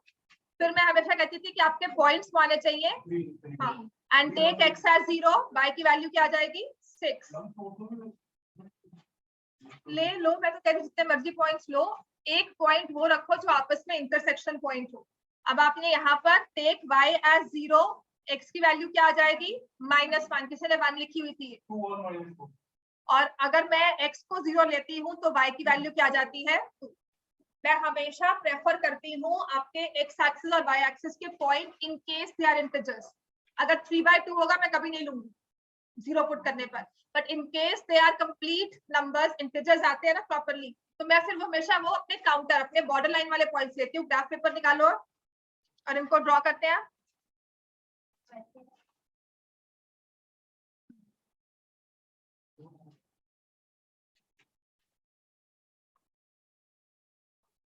करो भाई, ग्राफ पेपर निकाल के सॉल्व करो।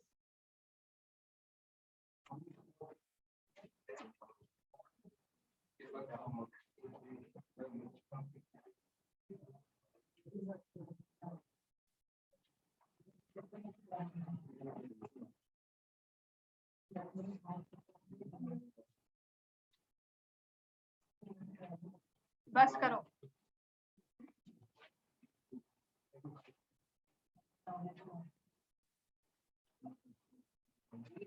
ड्रॉ करो, चलो ग्राफ पेपर वरना रफ में ड्रॉ कर लो। ग्राफ नहीं है तो आप अपने नोटबुक पर तो ड्रॉ कर सकते हो।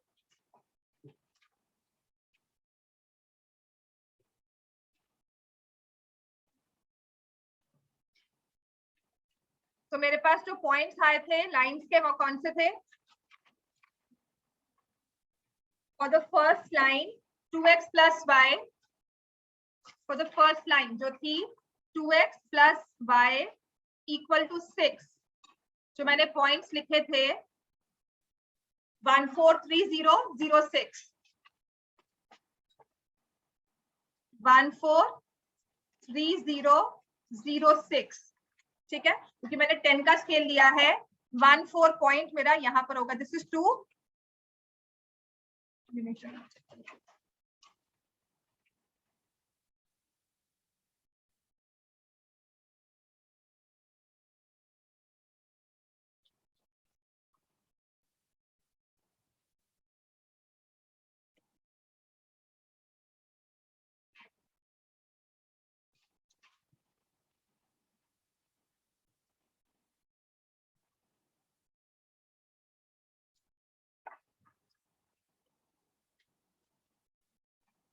So my line here is 2x plus 5 equal to 6. इस पे पॉइंट्स आए थे 1430 and 06. So यहाँ से अब आप मार्क करोगे यहाँ पर जब एक्सिस को, तो मेक श्योर, हाँ जी सक्षम, कैसे मार्क करेंगे हम एक्सिस को? This is x axis, this is y axis, ये क्या है एक्स डैश, ये क्या है वाई डैश। मतलब जैसे कि हमें नींद में से कोई उठाया और पूछे तुम्हारा नाम क्या है, तो नाम निकलेगा मुझसे सक्षम, तब कोई और नाम नहीं निकलेगा। ऐसे ही जब आप एक लाइन ड्रॉ कर रहे हो, ग्राफ ड्रॉ कर रहे हो, तो ये एक्स एक्सिस ही होनी चाहिए। जल्दी में इसको वाई डैश लिख दिया नहीं चलेगा, यहाँ वाई लिखा, यहाँ एक्स लिखा, यहाँ एक्स डैश लिखा या वाई डैश लिखा, वो नहीं चलना चाहिए। ये सिस्टम में आपके फिक्स होनी चाहिए चीजें। 1 4, this is 1, here it will be 4, तो ये पॉइंट मेरे पास आ गया 1 4, 3 0 विल बी हियर। आपको लाइंस भी ठीक से ड्रॉ करनी नहीं आ रही। 0 6 विल बी हियर।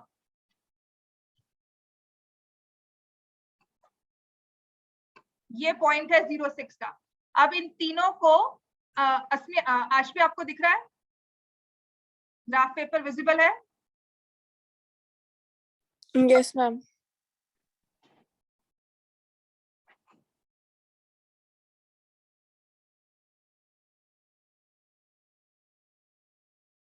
तो लाइक दिस ये ग्राफ लाइन आपकी ड्रॉ होती। समझ में आ गया? जिससे मैंने कहा था आपको लाइन को लेबल भी करना है। 2x + y = 6। अब ऐसे ही दूसरी लाइन थी हमारे पास, 2x - y + 2 = 0। x और y की वैल्यू हमने ली है 1 4 0 2 0 6, नहीं 1 4 - 1 0 0 एंड 2। ठीक है, -1 0 यहाँ पर आ गया, 1 4 आपका पॉइंट यहाँ आ गया, और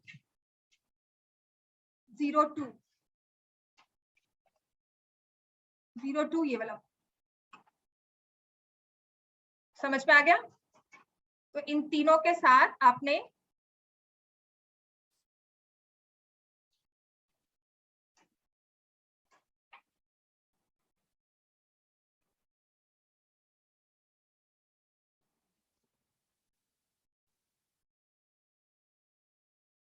this is 1 4 0 2 -1 0. So this is now 2x - y + 2 = 0.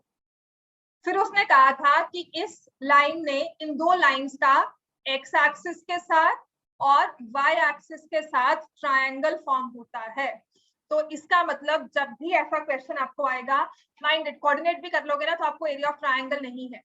ठीक है, तो जब ये क्वेश्चन आपको दिया जाएगा ना, आपके 2 पॉइंट्स तो एक्स एक्सिस पर ही हो। जब उसने एक्स एक्सिस कहा है ना, 2 पॉइंट्स एक्स एक्सिस पर होंगे, 1 पॉइंट ऊपर या नीचे एक्स एक्सिस के। तो ट्रायंगल कौन सा बनेगा? अगर मैं नेम दूं तो ABC। एक्स एक्सिस के साथ ट्रायंगल बन रहा है ABC। Vertices are 1 4 -1 0 and 3 0। समझ में आ गया? 1 4 -1 0 3 0। तो अब मुझे अगर एरिया निकालना है, हाफ, बेस कितना है? -1 से लेकर 3 तक 4 units. What is the height? 2 units, 4 units. What is the height? 4 units. तो एरिया कितना आ गया? 8 स्क्वायर यूनिट्स। अब वही हम करते हैं for y axis. y axis के साथ जो ट्रायंगल फॉर्म हो रहा है वो ये है। अगर उसने ट्रायंगल y एक्सिस के साथ कहा है ना, तो 2 वर्टिसेस ट्रायंगल के y एक्सिस पर होंगे। हाँ जी, क्या हो गया? सही हुआ था क्वेश्चन? ये सही हुआ था? हाँ, क्यों नहीं बनाया था? हाँ, वो बस वो। तो हमारे पास अगर ये ट्रायंगल बनेगा, I will name it as ADE। Triangle is ADE 1 4 0 2 0 6। So half base क्या हो जाता है? 4 यूनिट्स एंड हाइट कितनी है? 1 यूनिट। इसने यहाँ पे 2 भी लिखी हुई है, 2 नहीं है। अगर हाइट देखोगे तो वो 1 यूनिट है। ठीक है, 2 स्क्वायर यूनिट्स। रेशियो निकालनी थी 8:2 4:1। आई थिंक हरगुन ने बिल्कुल सही किया था सारा क्वेश्चन, इससे रेशियो तक अच्छे से निकाली हुई थी। ठीक है, तो दिस वाज रिक्वायर्ड। आपको 4:1 इसको पूरी रेशियोस को सॉल्व करके लिखना था। समझ में आ गया इतना? राइट, अब आ जाओ, बुक निकालो।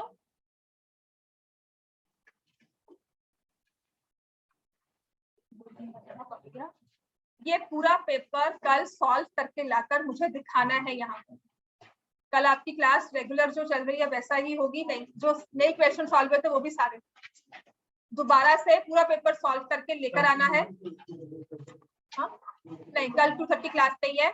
आज सिर्फ मैं आपको वो क्वेश्चंस करवा रही हूँ, साथ में आपकी बुक के एक्स्ट्रा क्वेश्चंस जो टाइम एंड वर्क वाले हैं या टाइम स्पीड डिस्टेंस वाले हैं, पहले तो टाइम एंड वर्क का इक्वेशन करो, मेन एंड विमेन वाला क्वेश्चन निकालो बुक में।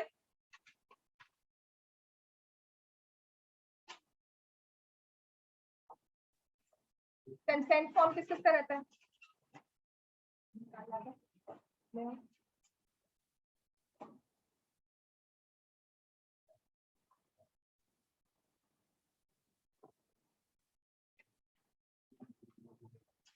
मैंने लीनियर इक्वेशंस का एग्जाम्पल शेयर किया हुआ है आपके साथ, शुरू किया था।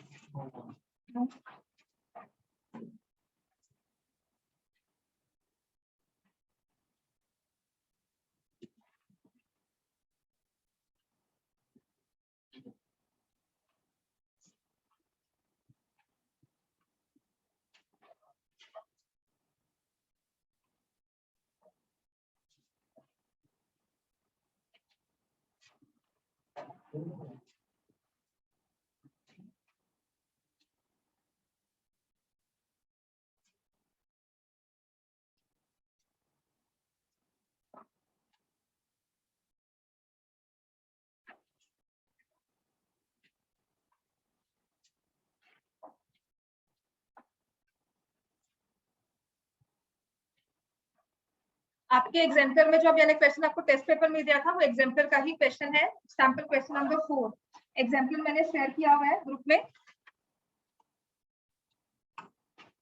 तो इसके अलावा तो बाकी क्वेश्चन सही करने, ठीक है।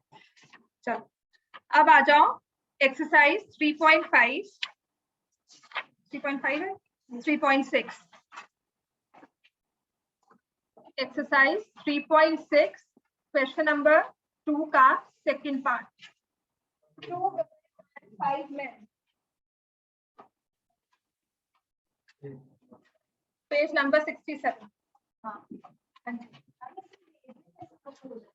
हाँ जी, टाइम जो भी दिया होता है जिस भी यूनिट में दिया होता है वो रेसिप्रोकल हो जाता है। क्रॉस मल्टीप्लाई नहीं होगा, नहीं होता क्रॉस मल्टीप्लाई, एलसीएम नहीं लेते। 2 women and 5 men can together finish an embroidery work in 4 days. आप देखो लास्ट में क्या लिखा हुआ है, find the time taken by 1 woman alone and 1 man alone to finish the work. Let the time taken by 1 man alone.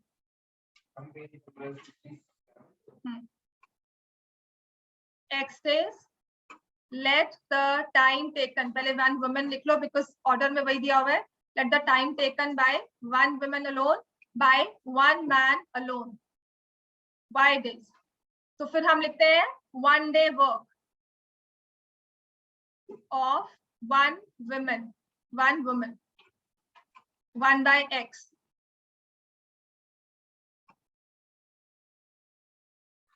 ठीक है, 1 day work of 1 man। अब इसमें चलेगा यही कॉन्सेप्ट चलेगा, आपको ऐसे ही इसको करना है। नहीं समझ में आता तो इसको आपको याद करना है कि इसको ऐसे लिखते हैं 1 day work of 1 man 1 day work of 1 woman। Next हमें दिया हुआ है 2 women, तो 1 day work of 2 women कितना हो जाएगा 2 by X। 1 day work of 5 men, yes 1 day work of 5 men is equal to 5 by Y। और दिया हुआ है they can finish this work in, जो ये ग्रुप है ना 2 women and 5 men, ये ग्रुप काम करता है 4 days में, तो हम लिखेंगे 2 by X plus 5 by Y is equal to 1 by 4। 2 by X plus 5 by Y is equal to 1 by 4। समझ में आ गया? 2 by X plus 5 by Y is equal to 1 by 4। अब ऐसे ही नेक्स्ट इक्वेशन बन जाएगी 3 by X, बोलो क्या बनेगी? 3 women and 6 men दिया हुआ है, 3 by X plus 6 upon Y is equal to 1 by 3। बस इन दोनों इक्वेशंस को आपको सॉल्व करना है।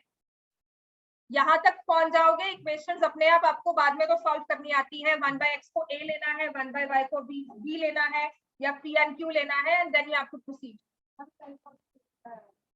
क्रॉस मल्टीप्लाई होता ही नहीं इसमें, ये आपकी क्वाड्रेटिक इक्वेशंस नहीं है, लीनियर इक्वेशंस है। क्रॉस मल्टीप्लाई करोगे तो वो लीनियर के उसमें नहीं रहेगा, आप उससे सॉल्व नहीं कर सकते। पिछले वाले सारे क्वेश्चन अच्छा अब तो सॉल्व करोगे ही, क्रॉस मल्टीप्लाई मतलब इसमें नहीं करना, इसमें नहीं करना, बाद में तो बात की बात करोगे। इतना यू भी ले लिया, जैसे भी ले लिया, सॉल्व हो जाएगा। करो सॉल्व इसको, और इसके बाद अपस्ट्रीम डाउनस्ट्रीम।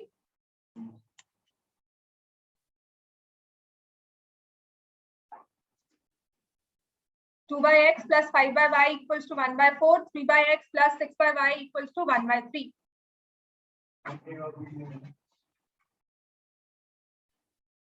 इक्वेशन क्या बन जाएगी फिर बाद में सब्स्टिट्यूट करने के बाद, 2a plus 5b is equal to 1/4।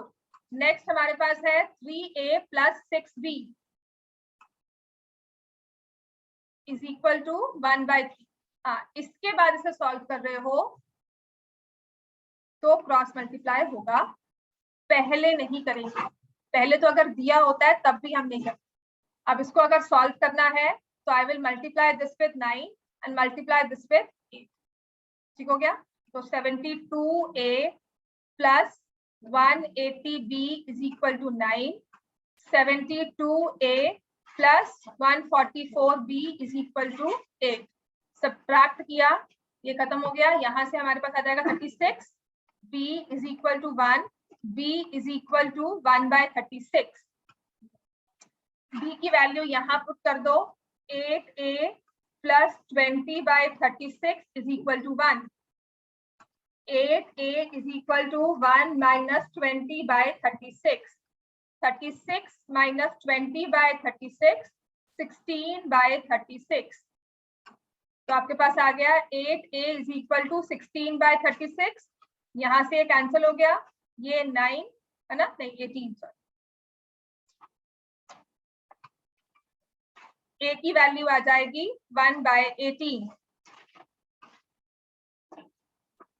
a की वैल्यू आ जाएगी अपने पास 1/18, b की वैल्यू आएगी 1/36। समझ में आ गया? अब आपने x को लिया था एज 1/a और यहाँ लिख रहे हो 1/18, तो 1/x 1/x as a और that was equal to 1/18, तो x की वैल्यू क्या आ गई? 18। Then 1/y is equal to b is equal to 1/36, तो y की वैल्यू क्या आ गई? 36। समझ में आ गया हमें क्वेश्चन? अब ये क्वेश्चन चाहे जो भी नंबर्स हमें दिए हो, this one question with man and boys, मैं आपको वो लिखवा भी दूंगी, जो आपको आज होमवर्क करके साथ में लेके आना है। प्रैक्टिस क्वेश्चन वो लिख लेना। अब इसके बाद आओ अपस्ट्रीम डाउनस्ट्रीम पे।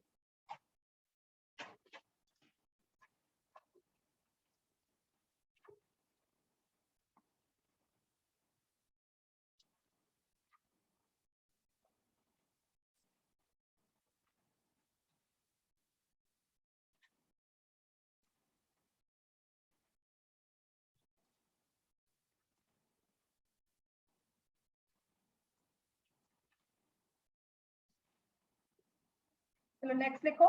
इसी का क्वेश्चन जो है, 3 men and 4 boys can complete a piece of work in 14 days. 4 men and 6 boys. 4 men and 6 boys can complete the same work in 10 days. 3 men, 4 boys, 14 days. 4 men, 6 boys, 10 days. Find the time taken by 1 man and 1 boy to finish the work alone.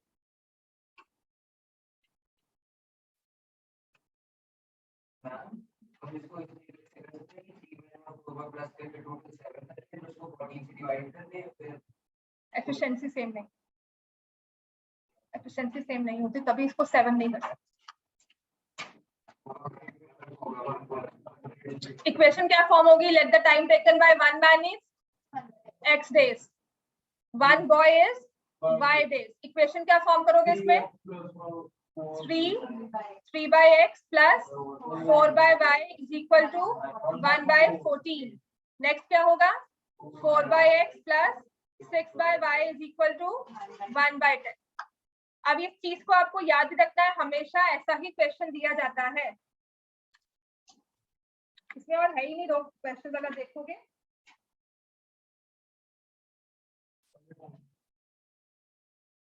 4 days और 12 days वाला नहीं था ना। अब यही question देखो, ये तो हो जाएगा सॉल्व। इसका आंसर बता देती हूँ, आंसर लिख लो। इसका आंसर आपके पास आएगा 1 बॉय का 140 डेज है, मैन का निकाले। 1 बॉय इज 140 डेज, तो मैन का उसके हिसाब से निकाल लेना, ठीक है। 1 बॉय का क्या 140 डेज। करेगा। नेक्स्ट लिखो। अब देखो इसी में और क्वेश्चन है, 2 men and 5 women can complete a piece of work in 4 days. 1 man and 1 woman can complete it in 12 days. ये भी अभी कर लो। बताओ इसमें क्वेश्चन क्या फॉर्म होगी? बस इसको रट्टा ही मारना है। 5 by y is equal to x क्या होगा? Time taken by 1 man. y क्या होगा? Time taken by 1 woman. Number of days taken by 1 woman. दूसरी इक्वेशन क्या फॉर्म होगी? 1 by x plus 1 by y is equal to, that's it. यही question है। अब करो अपस्ट्रीम डाउनस्ट्रीम वाला क्वेश्चन। देखो इसको सॉल्व कर लेना, इसका आंसर भी बता देती हूँ। चलो अपस्ट्रीम डाउनस्ट्रीम करके शुरू करो। इसके ऊपर क्वेश्चन नंबर 2 फर्स्ट पार्ट।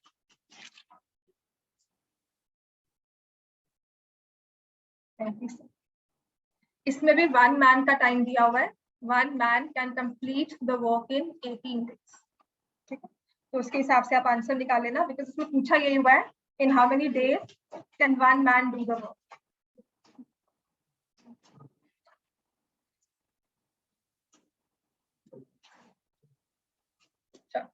अब आते हैं अपस्ट्रीम डाउनस्ट्रीम पर। इसमें क्वेश्चन नंबर 2 का first part, Ritu can row 20 kilometre downstream in 2 hours.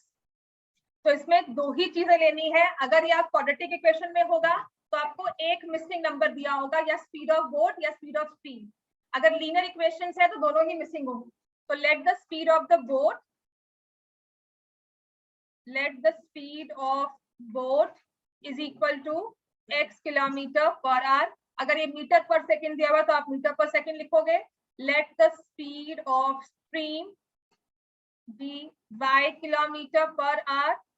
फिर हम लिखते हैं speed downstream x plus y kilometre per hour. x plus y kilometre per hour. फिर हम लिखते हैं speed upstream x minus y kilometre per hour. Downstream is x plus y, upstream is x minus y। फिर देखो उसने लिखा होगा 20 kilometre downstream travel किया है 2 आवर्स में। तो हमारी इक्वेशन क्या बननी चाहिए? x plus y is equal to 20 by 2, या ये स्पीड है multiplied by time is equal to distance. Speed multiplied by time will give us the distance covered. Clear हो गया? बनाओ इक्वेशन। तो हमारे पास आ जाएगा x plus y is equal to 10। Clear हो गया? नेक्स्ट फिर हमें दिया स्पीड अपस्ट्रीम हमें कितनी दी हुई है? डिस्टेंस अपस्ट्रीम कितना दिया हुआ है? 4 किलोमीटर। टाइम कितना दिया हुआ है? 2 आवर्स। और डिस्टेंस कितना है? 4। अब इक्वेशन हाँ सॉल्व करो, उसको लिख लो, ज्यादा अच्छा रहेगा। लिख लो x plus y is equal to 10, x minus y equal to 2। हमारी स्ट्रेट सी बिल्कुल सिंपल सी इक्वेशन हमारे पास बनकर आ गई। ये क्वेश्चन है आपकी बुक का। अगर यही एग्जाम्पल वाला क्वेश्चन हो, एग्जाम्पल नंबर 19, अगर 4 मार्क्स में मुझे देना है तो मैं ये क्वेश्चन दे सकती हूँ, क्योंकि इसमें आपको सब्स्टिट्यूट भी करना होगा। इतना क्लियर हो गया बच्चों सबका? चलो नेक्स्ट इसका आ जाओ। ये तो सॉल्व हो जाएगा, ये तो ओरली भी हो जाता है। नेक्स्ट अब है example number 19 page 65। Example 19 page 65। Upstream downstream में भी एक ही लॉजिक चलता है। आपने स्पीड अपस्ट्रीम ले ली x माइनस y, मैं पिछली वाली को ही कंटिन्यू कर रही हूँ फर्दर, ठीक है, किलोमीटर पर आवर और speed downstream x plus y kilometre per hour. अगर तुमने speed of the boat x ली हुई है, स्ट्रीम y ली है, तो अपस्ट्रीम हमेशा बोट में से स्ट्रीम की स्पीड माइनस होगी और डाउनस्ट्रीम हमेशा दोनों, ठीक है। अब इसमें दिया हुआ है boat goes 30 kilometre upstream and 40 downstream in 10 hours. अब इस जर्नी को ब्रेक नहीं किया हुआ, कुछ रिवर का स्ट्रेच ऐसा है कि पहले वो डाउनस्ट्रीम जा रही है, फिर वो अपस्ट्रीम जा रही है और टाइम लग रहा है टोटल 10 आवर्स। तो इसमें हम क्या लिखेंगे, 30 kilometre it's going upstream and 44 kilometre downstream. मैंने ये डिस्टेंस अपॉन स्पीड लिखा है, क्या बनता है, डिस्टेंस अपॉन स्पीड क्या होता है, टाइम।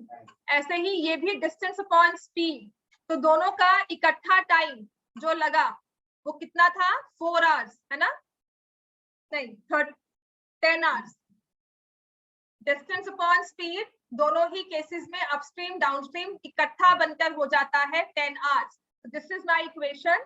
ऐसे ही अब बताओ सेकंड इक्वेशन क्या होगी, पढ़ो क्या लिखा हुआ इसमें, in 13 hours it can go 40 kilometre upstream and 55 kilometre downstream. तो क्या हो जाएगा, 40 upon x minus y plus next क्या होगा 55 upon x plus y is equal to 13।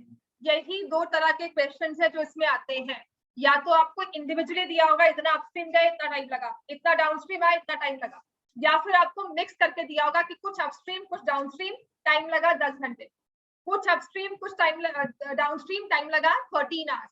तो ये क्वेश्चन आपका फुल फ्लेजेडली 4 मार्क्स में आता है। इसको सॉल्व करना होगा तो आप क्या करोगे, 1 minus 1 upon x minus y a 1 upon x plus y is equal to b। दो इक्वेशंस फॉर्म होंगी, x माइनस a और b की वैल्यू आएगी, उसे फर्दर यूज करके इक्वेशंस को सॉल्व करोगे, ठीक हो गया। 2 बार इक्वेशन सॉल्व होती है, एक बार तो हमारी a और b वाली, उसके बाद x plus y x minus y. समझ में आ गया इतना, एलिमिनेशन से ही करेंगे, समझ में आ गया इतना। चलो अब आ जाओ, अब आपको क्वेश्चन करना है इसमें पेज नंबर 63 फोर्थ पार्ट।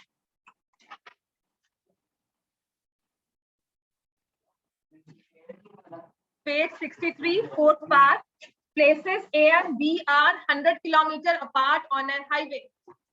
दो places हैं A and B, they are 100 kilometer apart on an highway. One car starts from A, another from B at the same time.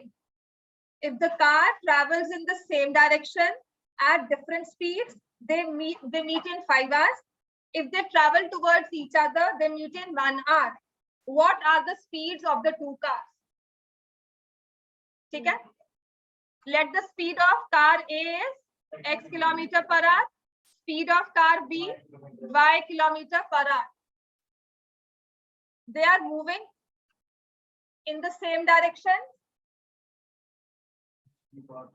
They are moving in the same direction. तो कब जाकर मिलते हैं, after 5 hours. तो 5 hours में A ने कितना travel किया होगा, 5x, B ने कितना ट्रैवल किया होगा, 5y। A ने B से 100 किलोमीटर ज्यादा ही किया होगा। 5x minus 5y is 100। मैंने आपको समझाया था कि let the meeting point in this case be C। A की स्पीड ज्यादा है ना, उसने कहा डिफरेंट स्पीड्स है, डिफरेंट स्पीड पे ही मीट करेंगे, सेम स्पीड पे कभी मीट नहीं कर पाएंगे, है ना। कम होगी तो बिल्कुल, सेम स्पीड होगी तो 100 का डिस्टेंस हमेशा रहेगा, अगर स्लो होगा तो 100 का डिस्टेंस बढ़ता जाएगा। ए ने अगर कवर अप करना है तो उसको अपनी स्पीड को फास्ट रखना हो। समझ में आ गया। तो नॉर्मल लॉजिक है आपके टाइम पे डिस्टेंस का, रेसेस करते हो तो यही चीज आती है कि आपको इनिशियल डिस्टेंस जो है वो कवर अप करना पड़ता है। ठीक हो गया। तो 5x माइनस, या हम व्हीकल को ओवरटेक करते हैं तो ये रूल होता है ना, उसकी स्पीड से अपनी स्पीड को ज्यादा रखना है। सब व्हीकल ड्राइव करते हो, कोई ना कोई तो हम व्हीकल ड्राइव करते ही है ना, तो आप यही करते हो, किसी को ओवरटेक करना है तो उसकी स्पीड से फास्ट ही लेकर जाते हो कि कम स्लो लेकर जाते हो, कहते हो कि ठीक है हम ओवरटेक कर लेंगे। कांस्टेंट भी स्पीड नहीं रखते, हमें स्पीड अपनी फास्ट रखनी ही होती है। तो 5x minus 5y is 100. ऐसे ही नेक्स्ट क्या आ जाएगा, they move towards each other, A and B they are moving towards each other, they meet in 1 hour. मान लो यहाँ पर मिले तो A ने कवर किया x into 1, B ने कवर किया y into 1, तो क्या बन जाएगा, x plus y is equal to 100. So these two equations, इनको सॉल्व करके ये आपका क्वेश्चन सॉल्व हो जाएगा. इससे भी मैं कहती हूँ एक तरह से ये इंपॉर्टेंट क्वेश्चन है, because when it comes in the paper confusion एक बार दिमाग में आती है, इसको रट्टा ही मारना है. इसके बाद जो आई थिंक क्वेश्चन आपका मुश्किल हो जाता है, इसके अलावा किसी को डाउट है यहाँ पर, किसी और को किसी क्वेश्चन में जो नहीं समझ में आया हो? नहीं, तो चलो सॉल्व करो ये वाला question. Question number 4 page 68 question number 4.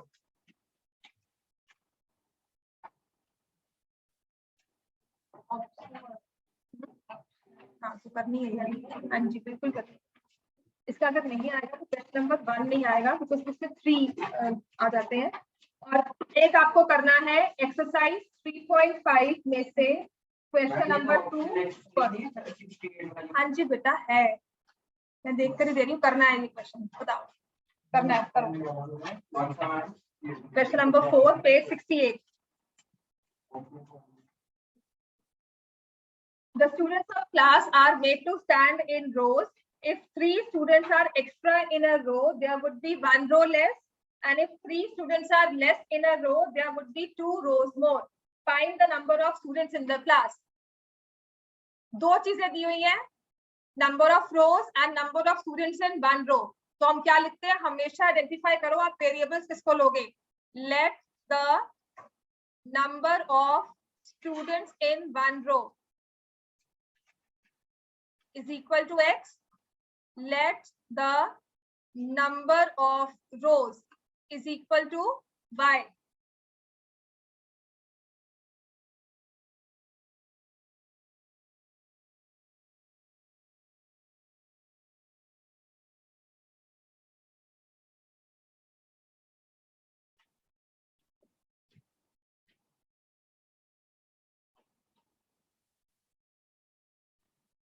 Solve करो.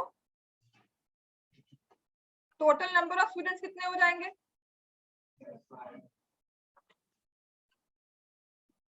फर्स्ट केस हमें क्या दिया हुआ है, if there are 3 students extra in a row x plus 3, there would be 1 row less y minus 1, और कितना हो जाएगा ये, इक्वल टू xy. ऐसे ही नेक्स्ट केस आएगा, 3 students are less in a row x minus 3, 2 more rows, 2 equations 2 variables xy जो बनेगा वो कट हो जाएगा दोनों साइड्स पे. 2 इक्वेशंस 2 वेरिएबल्स, आपके पास आंसर आ जाएगा. समझ में आ गया. जनरली ये क्वेश्चंस होते हैं जो सॉल्व नहीं होते, वहां पे बैठकर देखते हो अगर आता है कि कैसे होगा, कहाँ से होगा, क्या दे दिया. राइट, आपको लीनियर इक्वेशंस में ऑलवेज आइडेंटिफाई करने हैं वेरिएबल्स जो हम x एंड y आज लेंगे. नेक्स्ट आ जाओ, करो ये exercise 3.1 question number 2 first part.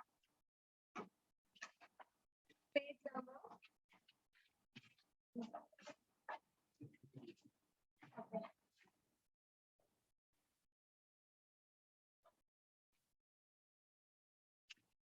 Page 62. Page 62 exercise 3.5 question number 2 first part. ऐसा ही क्वेश्चन टेस्ट में दिया था, अभी सॉल्व करो and this will be the last question. चलो, इसके बाद आपको कल अपना पूरा टेस्ट पेपर दोबारा से सॉल्व करके लेकर आना है. ये होमवर्क है आपका.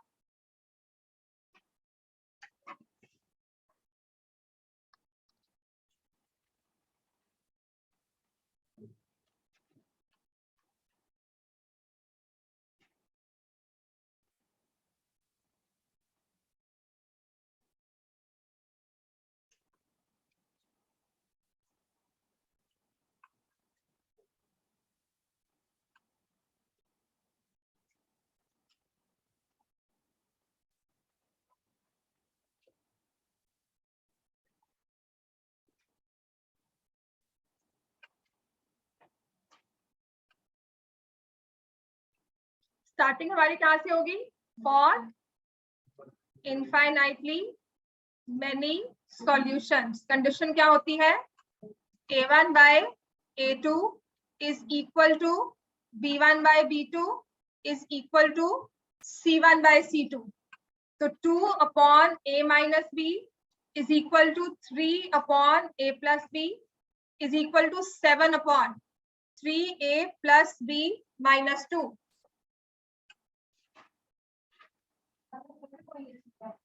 कोई भी दो, जो इजी लगता है वो ले लो। A5B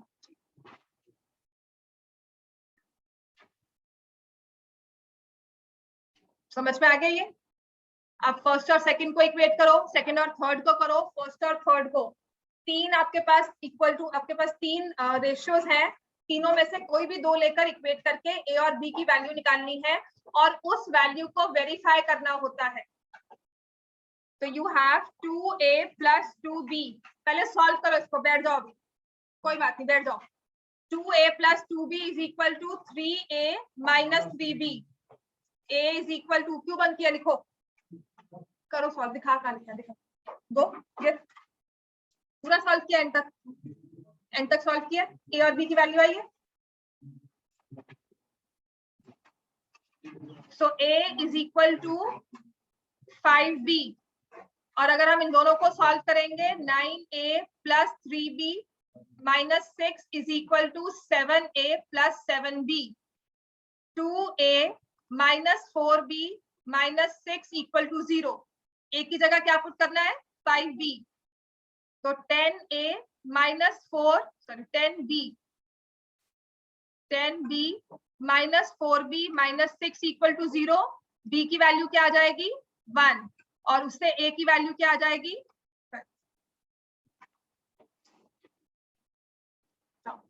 कल टेस्ट पेपर सॉल्व करके लाना है।